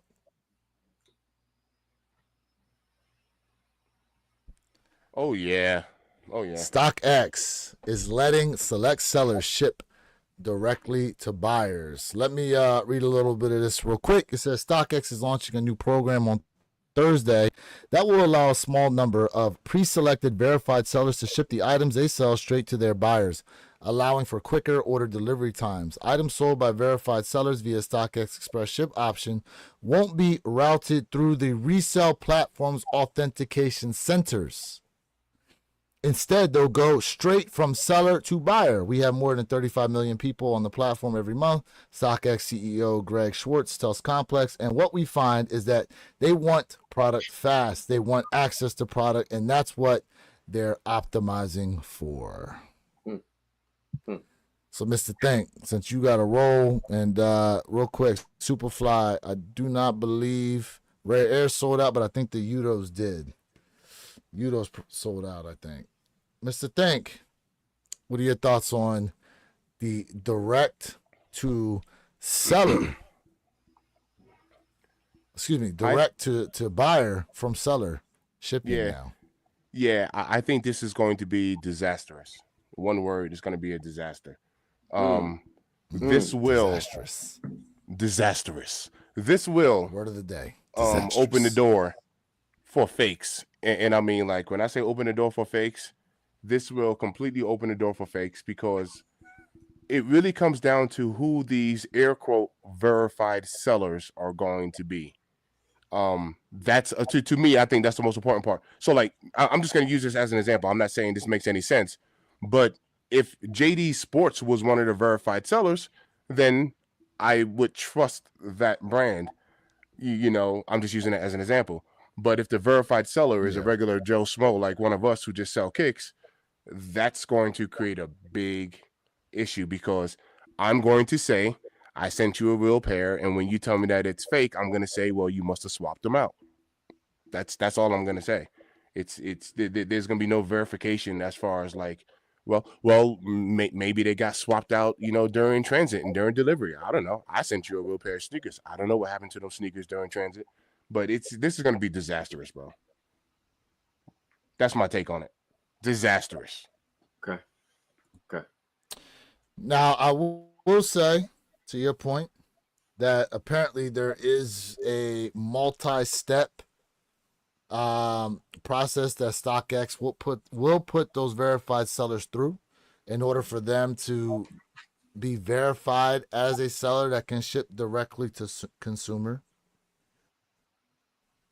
Let's see if I can find some information on it. But as I'm doing that, Jay, what are your thoughts? You know what? I've never purchased off StockX. So for me, I'm curious to see what this really looks like, because, like, is this StockX top sellers, and they're saying, hey, you know what? You have, for the past 10 years, 5 years, whatever the case may be, your rating is 100%, no flaws whatsoever. So I'm curious to see what this looks like. For me personally, I tell everybody, you know, if you want to use that platform, hey, do what you do. But you need to really know what you're doing when you are purchasing a silhouette from a secondary market. You really need to know what you're doing. And what does that time frame looks like to say, hey, you know what? No, this sneaker ain't verified. Nope, it's trash. What's that timeline going to look like when you need to hit up StockX? How does that look? What does that look like? Now, if it doesn't work, you have to send it back to StockX. Now StockX is going to do the verification on that silhouette. Very, very, very interesting questions. It seems like, to me, StockX is just getting lazy. And someone also, I can't think who YouTube channel that was, but I watched someone in the chat, and I wish I took a picture of it, said something like really interesting. It's like, they said something in reference to, like, what is StockX really doing? They're just getting lazy. And why is people still using the StockX platform when it comes to reselling? I've said this so many times. Purple Haze and I had such a debate. We still debate. We still fight about it. And we always will. But that's our thing, right?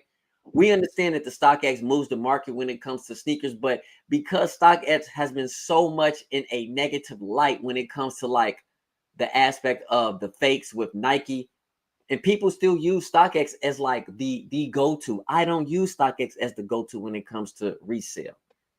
If I don't buy off the platform, why am I looking on the platform? Because them prices are cheaper. Right. That's Cheaper why. always So don't mean hold on better. a second. So Jay, hold on a second. So when you go to the sneaker shows to buy shoes, right? You literally be looking up prices on GOAT, and for the most part, you see that they're higher than what the reseller got, because more than likely the reseller sitting there going off StockX prices. So you think you getting a deal? I will test to this. I know the market. Purple will tell you. Purple, do I just walk? Do I go to any sneaker spot? Do I look on StockX? Thank you. I do. I negotiate prices because I know what's going on. I know what's going on. I do not look at StockX, bro. I don't. When I go to So my sneakers, question, and I'm just asking you the question. I know. How do you know the market on a shoe when you don't use the platform the majority of the resellers use in order to sell their sneakers? I go off the platform that I use. I use GOAT. And I can negotiate. I can negotiate if the shoe is $550 on GOAT and they say, hey, it's gonna be $560. I said, no, then I negotiate my price. Well, I want $540. I want $530 because I understand those hidden fees. I just don't use GOAT. Now, I been on GOAT and looked? Absolutely, I have with Perp. Hey, yo, Jay said you are badgering the witness. He said objection. You know what I'm saying? Yo, objection, Your Honor, sustained. But even I just Ohio, don't, bro. okay, so like Ohio No. said 1986, he goes eBay, okay? So when you on eBay, do you try to negotiate with the sellers on there? And if so, where are you getting your prices from to negotiate? Because a lot of times I go on eBay and some of these sellers be, bro, they be out, they don't be updating their prices. You got to actually tell them like, hey, bro, the market, this ain't the market no more on this shoe. You got to be willing to come down a little bit. But again, I'm just asking if the majority of the way it's running is that they look through what's going on with StockX. And granted, for those y'all who live here in the Florida area, a lot of times these sellers will take the StockX price and account for the fees that will occur in the shoe to try to set their price up too. That's another little tidbit. I don't know if it's like that outside of Florida, but I know for a fact they be doing that nonsense here in this state. Hey, Lewis, do you know something I've seen? People What's want to up? make it to like their advantage. So if I want to buy your sneaker from you, I'm going to go to StockX and say, hey, StockX got these for $220. But if I was going to sell the sneaker to you, I'm going to say GOAT got these for $260. Comprehend. But again, a lot of the how many sellers do you really think you came across to be like, okay, yeah, but go selling this at this price? Out here, I've seen people do that. They'll use GOAT to sell Really? it to Okay. you, but to buy from you, they're using StockX. Mm-hmm. So to get your sneaker, I'm referring to StockX because it appears lower. You know, like to Jay's point, the fees and everything. After you calculate the fees, it's back up there. But if I want to buy your sneaker, I'm like, well, these are going for StockX right now for $250. But if Now, I was going granted, to GOAT, sell you a sneaker, and I'm like, well, on GOAT, these are going for $285.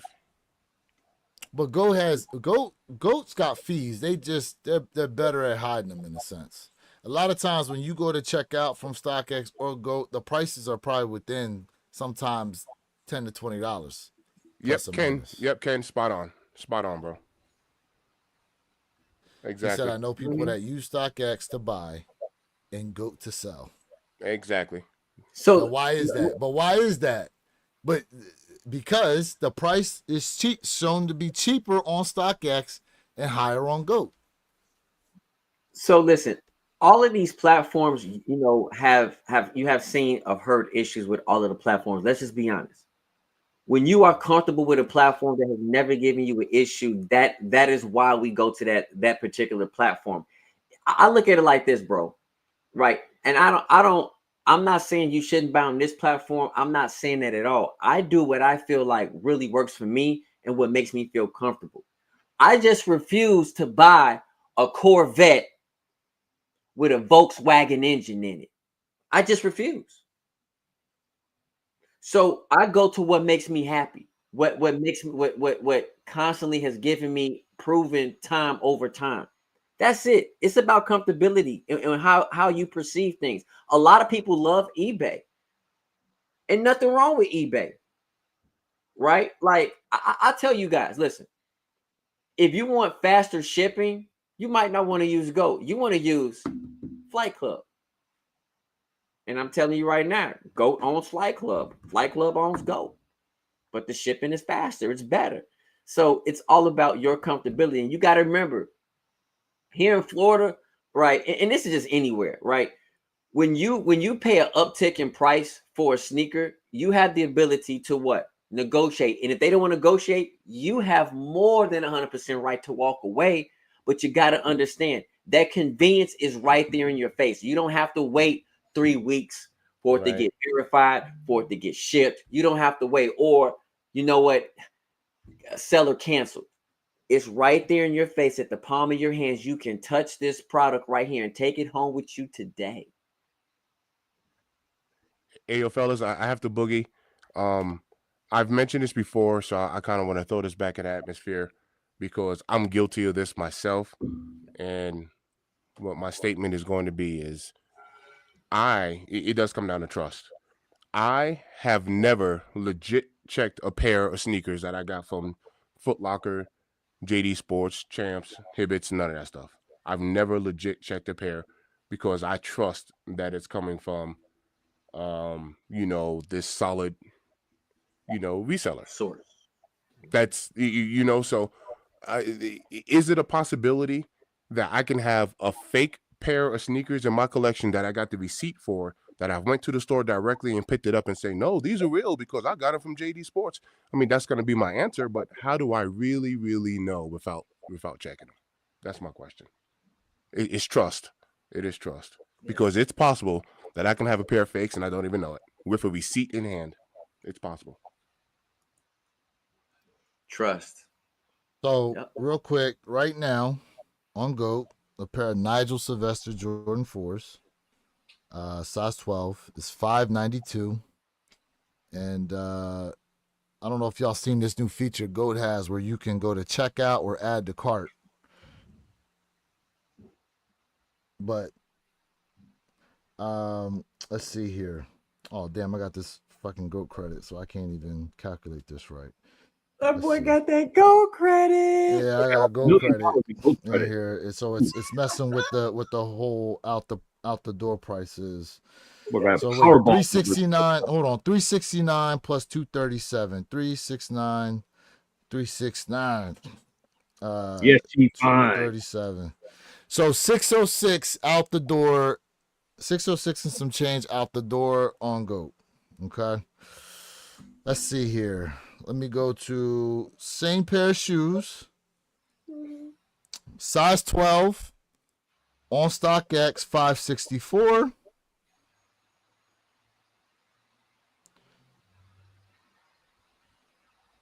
What do y'all guess that out the door price is right now? With all those hidden fees, I'm gonna make up some wild. I'm gonna say $598. 610. 610. So GOAT has StockX beat right now by like $4.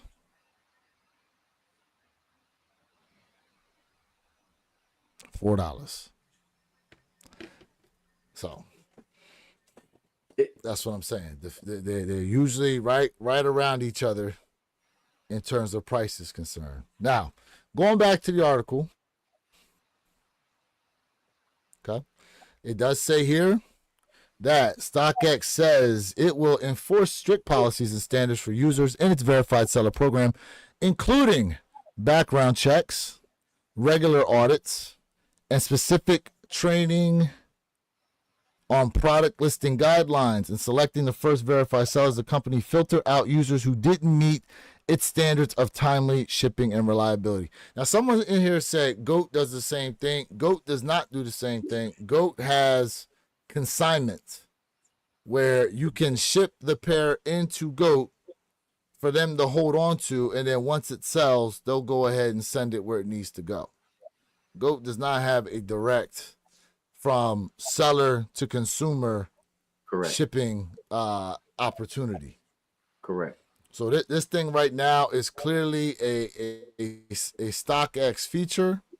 Now my question is this, right? Because, for example, on the Nigels with StockX, it does show that there is a price if you do the regular shipping, but then they have the little rocket ship drawn price for like an instant ship. Now the instant ship price is $669 in order to get the Nigel 4s with what's today?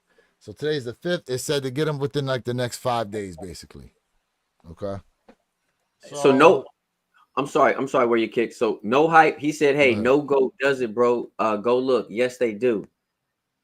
Okay. So they have a direct.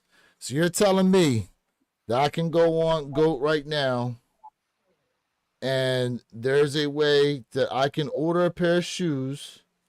Let's see here. So it says here they have instant new box. It says pre-verified and ready to ship.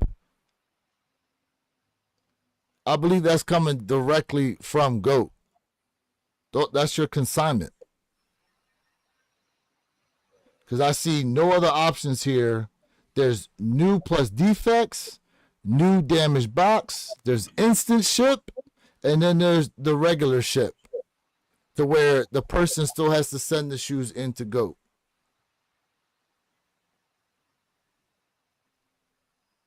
It says here, instant products are pre-verified and ready to ship to receive your items as soon as possible before 11 a.m. local time, Monday through Friday, excluding holidays. All right, no hype. He said he sent it to me. He said small print. Yeah, listen, if you got it, show it to me. You know, if you got it, show it to me. But I've never seen that. I've never seen that.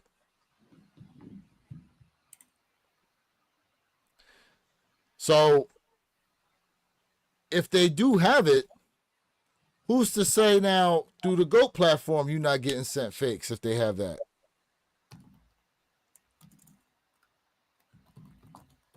Listen.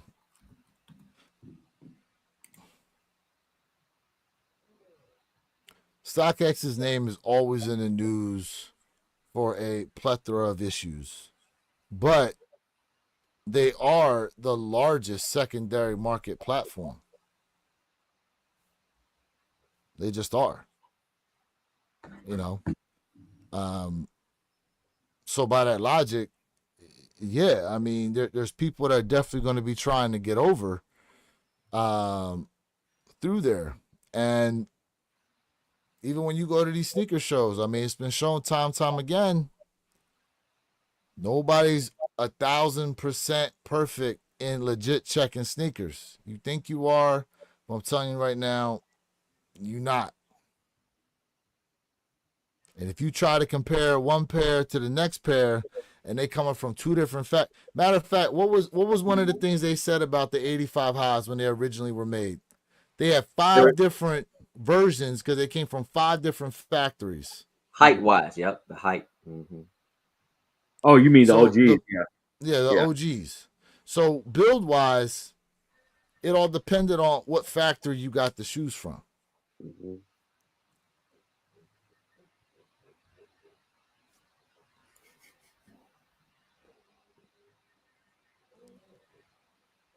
So, Jay, did he hit you with anything yet? Showing direct from seller? I've been looking. I'm waiting for him to hit me up on the IG. I'm waiting.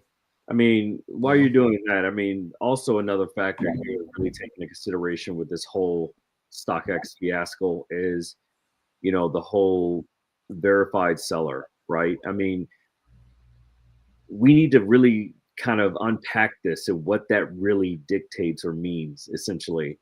What are the criteria, right, for becoming a verified seller? And then more importantly, how does this not evolve into a pay to play type of scenario to where I'm not a verified seller, or maybe I'm a mom and pop shop and I just go ahead and slide you some money on the side just to get that official verified seller icon next to me, right? But yet my business practices may be a little bit of shady. I may be doing a mix of real versus rep or whatever the case may be.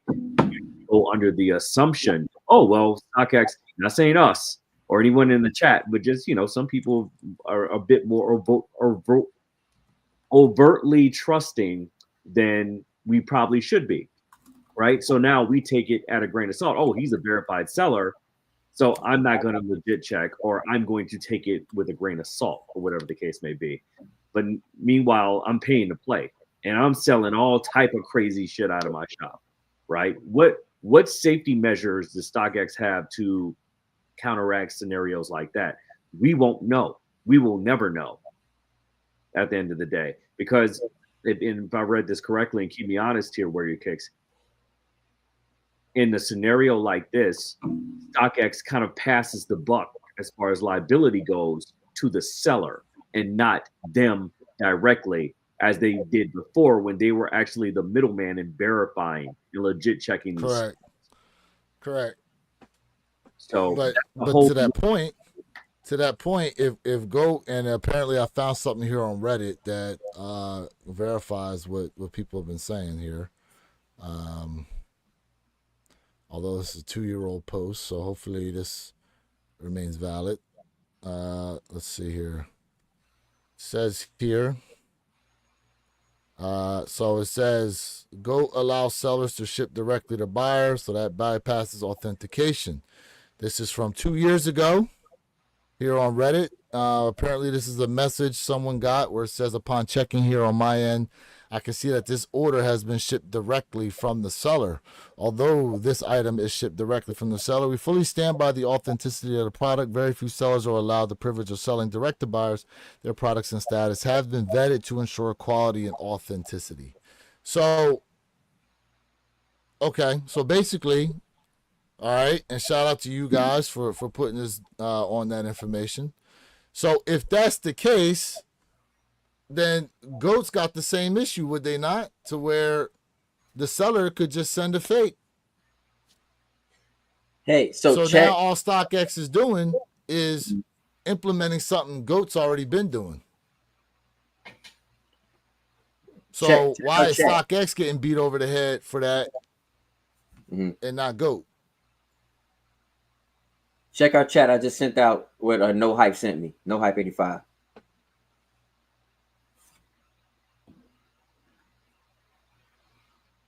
Okay. To go ahead. You got. Well, I'm just saying. What my question is, why the hate for StockX implementing a program GOAT's already had for, at least we know, based on the Reddit article, 2 years. So how is it going to be a failure on StockX's part, and it hasn't been a failure on GOAT's part, when GOAT's had the program for at least 2 years that we know of?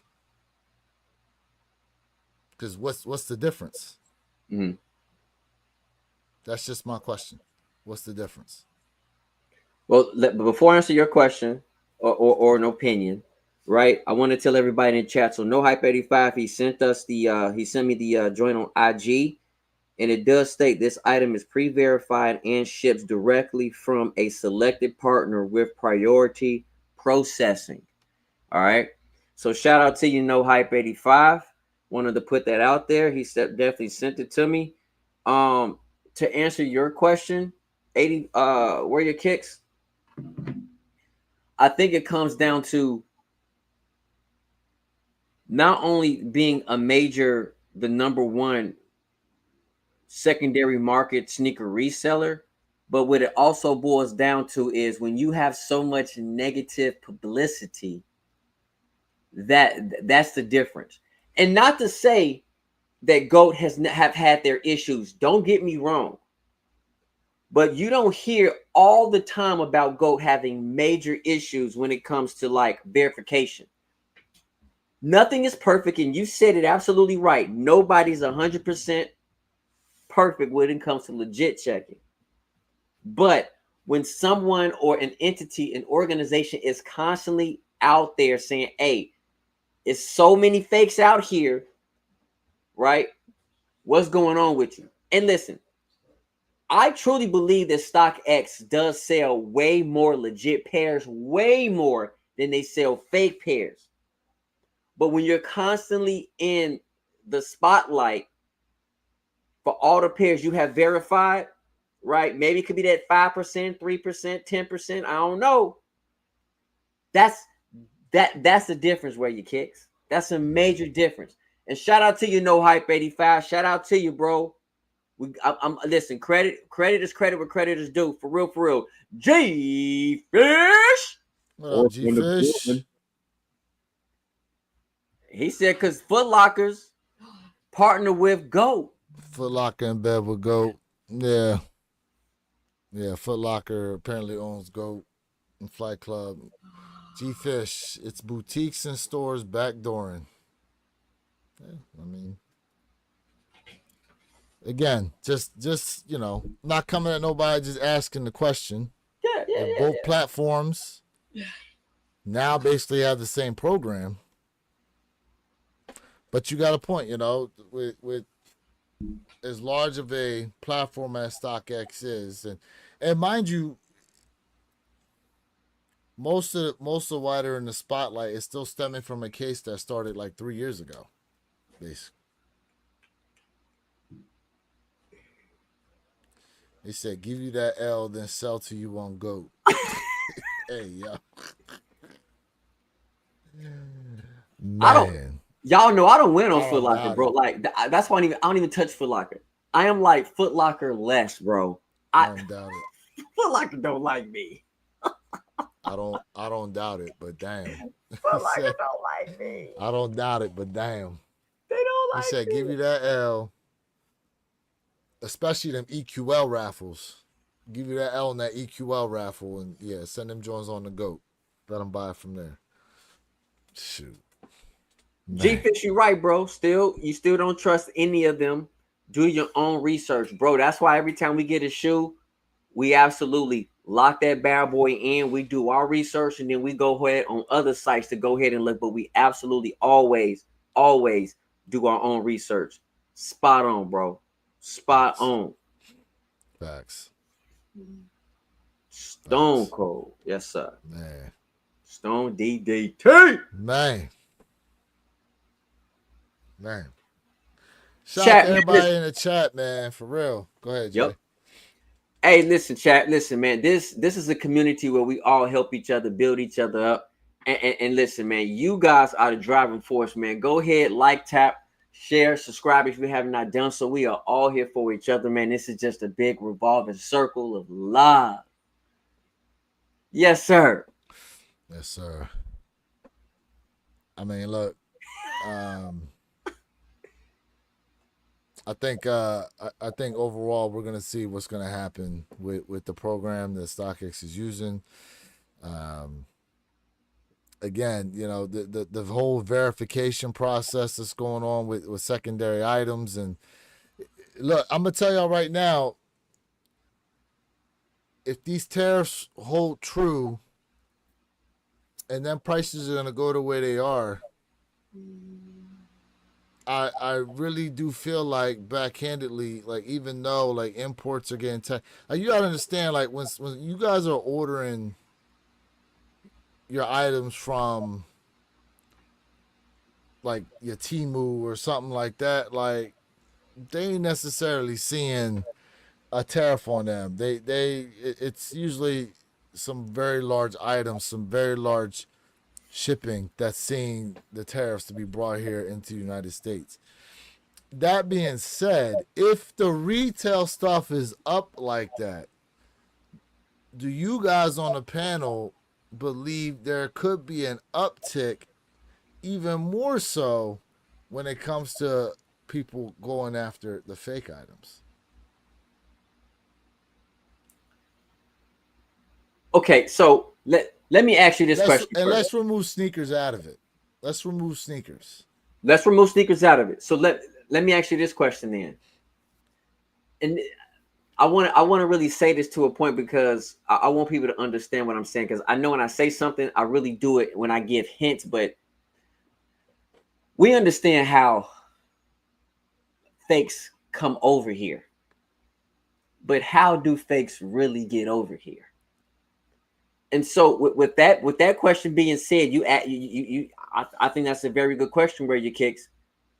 But the question is, would those fakes would they get a tariff on them as well? So how do they get over here? you see where I'm going? How do they get over here? So we already been paying. Listen, not y'all, whoever been buying fakes, y'all already been paying a tariff. I'm just gonna call it. So, and again, I said let's remove sneakers out of it. If any of y'all been in New York City, most of us been in New York City. There's areas in New York City where they'll take you down into the basement, and they got Gucci, Prada, Fendi. They got all this stuff just lined up around the area, especially around there in Chinatown. Most people, the naked eye, wouldn't be able to tell the difference. Some people, they know they're going in there knowing that the shit ain't real, okay? But they buy it anyhow. Y'all, like, if y'all knew what the fake purse market is in America, you'd be absolutely floored. That's why I said take sneakers out of it, because y'all don't understand the amount of consumption that women buy of stuff that ain't legitimately from that particular brand stores. I'm gonna say this. So, would you consider a fake if I buy an Apple phone, an Apple case, and I take supposedly real Louis Vuitton leather, however I got it, and I add it to this phone case? Would you consider that to be a fake, a UA? Because it's not produced by that company. It's the real material. I'm just curious, because I'm going somewhere with this. So somebody got sued for taking Nikes and like making wallets out of them and selling them. Now, partly because Nike was selling like their own style Nike wallets, but someone got sued for that.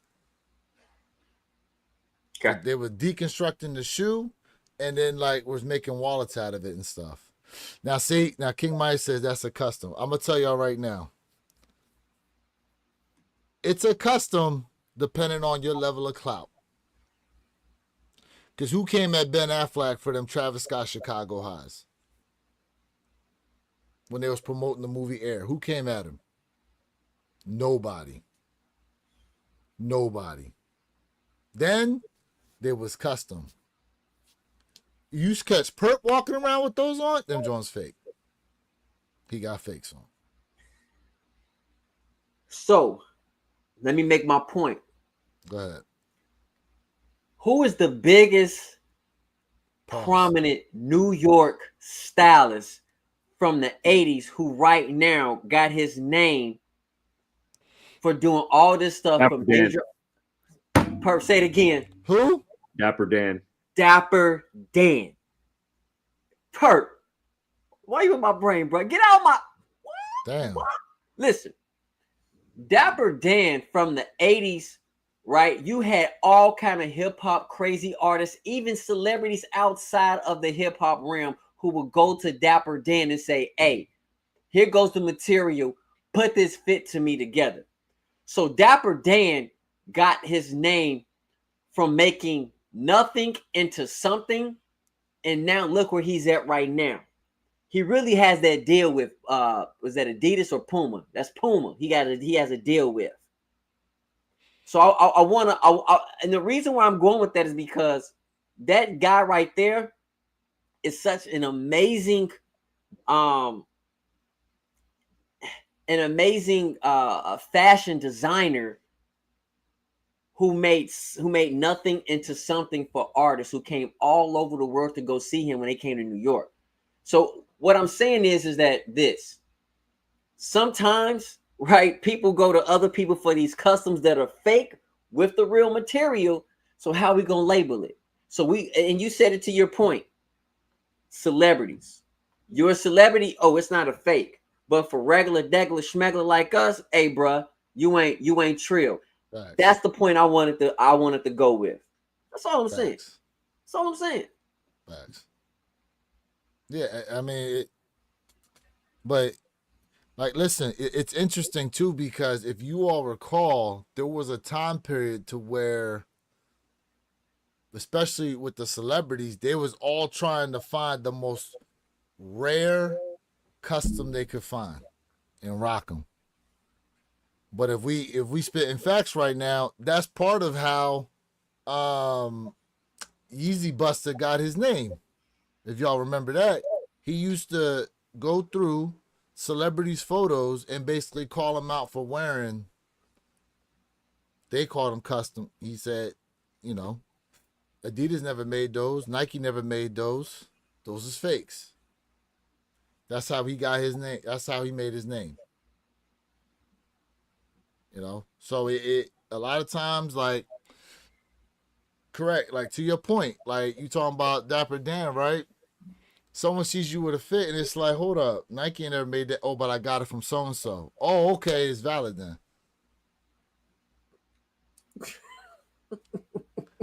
Am I lying though?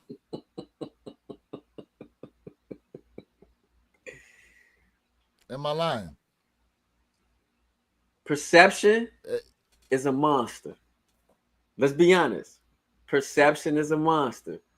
And it depends upon your clout, depends upon the perception. I'm trying to tell you. But even then, like, okay. To that point, right? There's always levels of clout, because think about if, all right, Perp. So you live in the Chicago area. If your boy Unbreakable Kicks was caught walking around the city in some quote unquote customs, some custom Travis Scotts, where do you think things will fall? Like, you think he'll get love? People like him, like, oh, those are dope customs, or people will come at him and be like, nah, you gotta get them fakes off your feet? It becomes a slippery slope, and given the fact that, you know, he is not, going back to your earlier point, an A-list celebrity or anything like that, or very well-known person globally, then no, absolutely not. It questions the validity of, okay, you sell sneakers, are they real? Are they custom? Like, what are we doing this as a guise of, right? Mm-hmm. And it begins to plant the seed of doubts within, you know, his business. That's just from my perspective.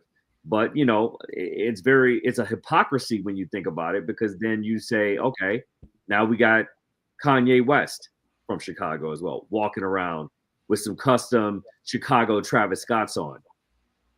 It changes the perception a little bit there, right? Because you now have access to allocated resources that, say, Unbreakable Kicks does not, as far as connections and designers go.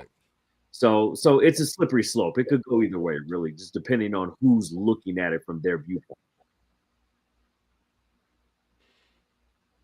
I mean, look, some people, if they're high enough, could just be like, oh, this is a friends and family pair. You just don't know nothing about them. And from my understanding, apparently there are like secret friends and family shoes out there that the public has never seen, but some people actually own. Not Unbreakable Kicks, I can tell you that now. That's a whole different story. The perfect pair. Now he got some work. The perfect pair got a lot of stuff, bro. Man, so G said Unbreakable already got questioned before about fakes. Yeah, I heard about, someone told me that story too. It was like during a stream he was doing or something like that. Like, but until I know what stream it is to even go back and look and see what's going on, I can't call it. Let's see, 2000 to 2015. There are a lot of these rappers wearing fake Jordans, and they've even admitted it themselves. I didn't know they were fake at first. And so, see, and that's the thing right there. Because it's one of your quote unquote favorite artists. You looking what he got on feet, you like, damn, what are those? I want a pair. And then he comes out and lets you know what these is fakes. Somebody got busted out a few years ago for wearing those fake Eminem 3s. I can't remember who it was or whatever. Ooh, didn't they throw him into the crowd? Yeah, you remember that? Didn't they throw them into the crowd or something like that? I remember that. Yeah, that was a few years ago. It's crazy. He said, just reserve my pair of Air Jordan 11 bread lows. Okay. And Miles is out of Chicago area too. There you go. You know, I'm not up on the bread lows like that. I thought maybe I would go for them, but personally, and that's no shade to you, bro. Like, I feel like 11 lows are a great summertime shoe. It's one of those things where I like them, but I just wouldn't wear them. Yeah, you either love them or hate them for the 11 lows at least. Yeah. Just like Jordan 1 lows, you either love them or hate them. There is no in between. Mm-hmm. Facts. Chat, man, y'all been great. We appreciate y'all for rocking with us once again. One Pair at a Time podcast channel, 9 a.m. Eastern, 6 a.m. Pacific Standard Time every Saturday. Make sure you have those notification bells turned on because you never know when we may pop up during the week for a live. Perp, what you got, man, to close out? Yo, chat, man. Hey, thank y'all for rocking out with us, man, on another lucky live Saturday, man. The lives were clearly lucky for some, not so lucky for others. Mm-hmm. But yeah, man. Next time, tap in with us, man. We got some really good stuff coming up. Make sure you like, share, subscribe, tap that like button, set your notifications up for all. So whenever everyone drops a video, it goes directly to your feed. Jay? Chat, man, without y'all, this is not possible. Listen, man, Perp said it perfectly, man. Like, y'all are the driving force. So we definitely out here as a community, definitely like, man, to push forward. And listen, man, I don't know where else y'all gonna get information from, talking about stocks to shoes to outside of kicks. We about it all over here. Most importantly, man, I got to get off because, you know, to the most important person in my life, man, I definitely want to give him his props, my son. Happy birthday. Happy birthday. It's definitely, Happy birthday, nephew. Yeah, today is his day. So, you know, I gotta do whatever he want to do, man. So I gotta get to my son, man, and definitely shout out to him on his birthday. How old's your son? Man, he's 12. Yeah. You know what I'm saying? So big day for him. So definitely want to share his day with him. So let me ask you this, because I hear the way you be getting on him sometimes. What if he say, "All right, Dad, time to run me my fade. What's up?"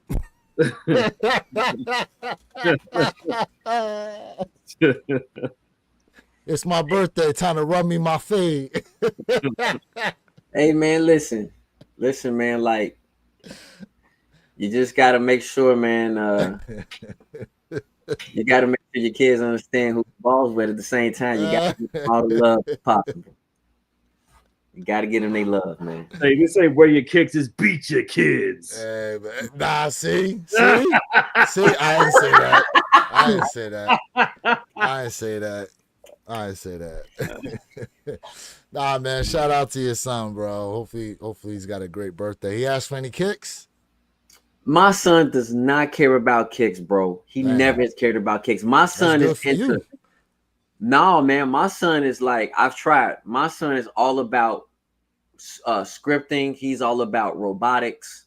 That's his love, bro. Mm-hmm. He also loves to do 3D printing. So like that's his thing. And I will never discourage that, because that's who he is, and I absolutely 100% encourage him to always be himself. And man, like he loves scripting. Listen, my son is 12 years old and he has a thick book like this thick, talk about Python on scripting. My son been scripting like, listen, he's been already since last year reading on the 8th grade level, bro. Like he's on a different planet, man. So I'm gonna let him shine the way he needs to shine. Tyler asked if your son knows how to read PLC logic. Do you read PLC logic? Not yet. He said not yet. He's been with me this whole time on my lives, man. Kicking. Oh, He yeah? kicked with me all the time. So Okay. not yet. All right. But he's all about it, bro. He's all about it. That's good stuff, man. Yep. Listen, keep it up. Yep. Keep it up. Stay on that. Stay on that. Hey nephew, I need a Nike 3D printed swoosh. Get to work. There Yeah. There we you want a go. 3D printed swoosh. There we go. Hey, just to let you guys know too, like my son been working on his 3D printing, man, and like he did some pretty dope stuff, and he's getting good at it. And he gave me some for my birthday for 3D printing, a Jordan 1. So just let me know if y'all need some, man. Like I said, he's working on it, and shout out to y'all. Much respect. He 3D printed you a Jordan 1? Oh, it's dope too. Yeah, it's a Where's little, it at? it's a little joint. You can't beat the color. Yeah, like right here. So it says birthday. So he doing his thing, man. Okay. That's dope. That's Yeah, dope. he's definitely getting better at it, man. That's dope. All right, chat. Well, listen, man, we appreciate y'all. Make sure you have a safe and productive Saturday, safe and productive weekend. Make sure, like I said, man, you catch us next week, 9 a.m. Eastern, 6 a.m. Pacific Standard Time, One Pair at a Time podcast channel. Reminding you guys that you too can have a great collection, but it comes one pair at a time. And we are out, y'all. Catch y'all next time. Peace.